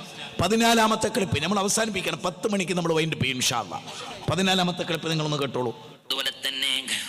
അതുപോലെ തന്നെ മടവൂർ ദർഗാ ശരീഫ് അന്തി ഉറങ്ങുന്ന മാനകുന്ന ഖുത്ബുൽ ആലം ശൈഖുനാ സിയം വലിയുല്ലാഹി ഖദ്ദസല്ലാഹു തആല സിറഉൽ അസീസ്. അതുപോലെ തന്നെ സിയം വലിയുല്ലാഹി തങ്ങളുടെ മാതാപിതാക്കന്മാര്, അവിടുത്തെ മശായിഖന്മാർ, ഉസ്താദുമാര്, അവിടുത്തെ മുഹിബ്ബീങ്ങളും മുരീദുമാർ. മനസ്സിലായല്ലോ? ആലം എന്ന് പറഞ്ഞാൽ എന്താ? ഖുത്ബുൽ ആലം, മുദബ്ബിറുൽ ആലം. ഒരു മഹാനെ പറ്റിയും ലോക ചരിത്രത്തിൽ അങ്ങനെ വിശേഷിപ്പിക്കപ്പെടുന്നില്ല.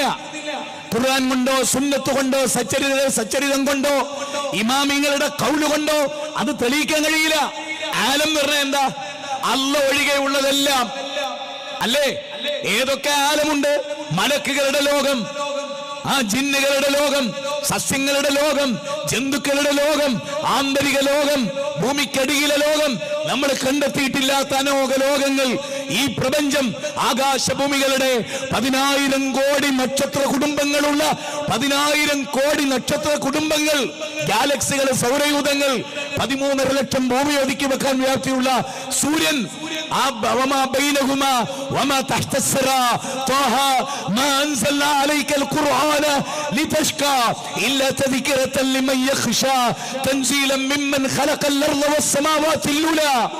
له ما في السماوات وما في الأرض وما بينهما وما تحت الثرى. അല്ലേ? ആകാശവും ഭൂമിയും അതിനുള്ളതും 7 ആകാശത്തിന്റെ അടുക്കുകളും ഇവിടെയുള്ളതെല്ലാം അറിയുന്ന ആളാണ്. സിഎം മടവൂർ എന്ന വിശ്വാസത്തെ പോലെ ഒരു കുഫർ ലോകത്തൊരു കാഫിറും പ്രചരിപ്പിച്ചിട്ടില്ലെന്ന് നിങ്ങൾ അറിയണം. പറഞ്ഞു വരുന്നത് നിങ്ങൾ ഇപ്പൊ എവിടെ എത്തി? സിഎം പടച്ചോനാന്ന് അങ്ങോട്ട് പാടുന്നത്. 15ാമത്തെ ക്ലിപ്പിൽ നിങ്ങൾ കേൾക്കുന്നത് ഹൃദയം പൊട്ടിപ്പോകുന്ന വരികളാണ്. നിങ്ങൾ കേട്ടു നോക്കി.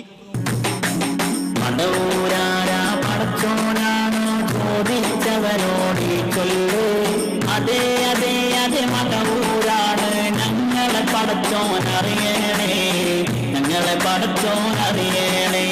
മടവൂരാരാ പടച്ചോനാണോ ചോദിച്ചവനോടി കേട്ടില്ലേ? ചോദിക്കുന്നവരോട് പറ, ഞങ്ങളുടെ പടച്ചോനാണ്. ഇത് കുഫ്റാണോ?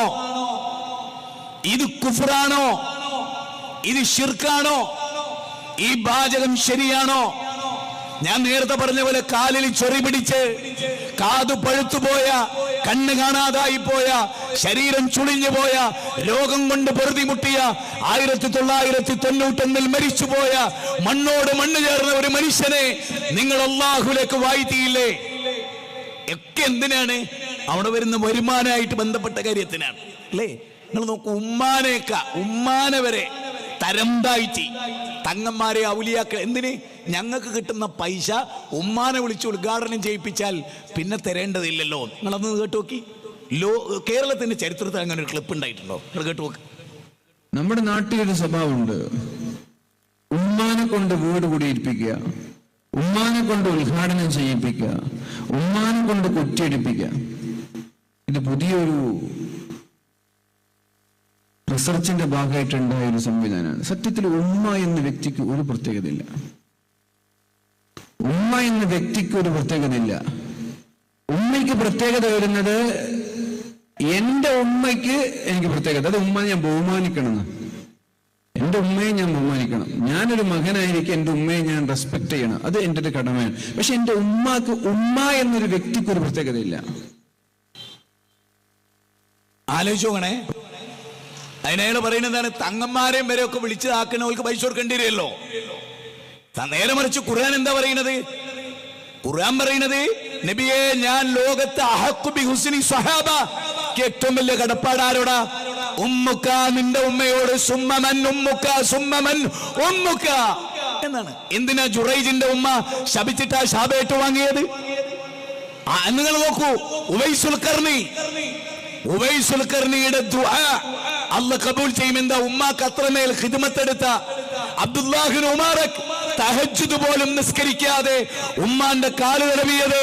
അന്ന് അദ്ദേഹം പറയുന്നുണ്ട്, എനിക്ക് തഹജ്ജുദ് നിസ്കരിക്കുന്നതിനേക്കാൾ കൂലി കിട്ടും എനിക്ക് വേണ്ടി ജീവിച്ച എന്റെ ഉമ്മാന്റെ ദുർബലമായ കാലിന്റെ വേദന തടവിക്കൊടുക്കുന്നതിന് എന്ന് പഠിപ്പിച്ച ഇസ്ലാമിന്റെ ചരിത്രം. ഉമ്മ എന്ന വലിയ അധ്യായത്തെ നിന്ദിച്ചു. എന്തിന്? ഉദ്ഘാടനം ഉമ്മയിലേക്ക് നീങ്ങിയാൽ പിട്ടടിക്കാൻ പറ്റില്ല. അല്ലെ യൗകുലൂന അംവാലൻ നാസ് ബിൽ ബാത്തിൽ വയസുദ്ദൂന അൻ സബീലില്ലാ. ഈ മൊയ്ലിയാരെ ഉമ്മ കാണൂലേ? ഇനി അയാളുടെ ഉമ്മ ജീവിച്ചിരിപ്പില്ലേ എനിക്കറിയില്ല. എന്തിനാ ജനങ്ങളെ ചൂഷണം ചെയ്യാൻ?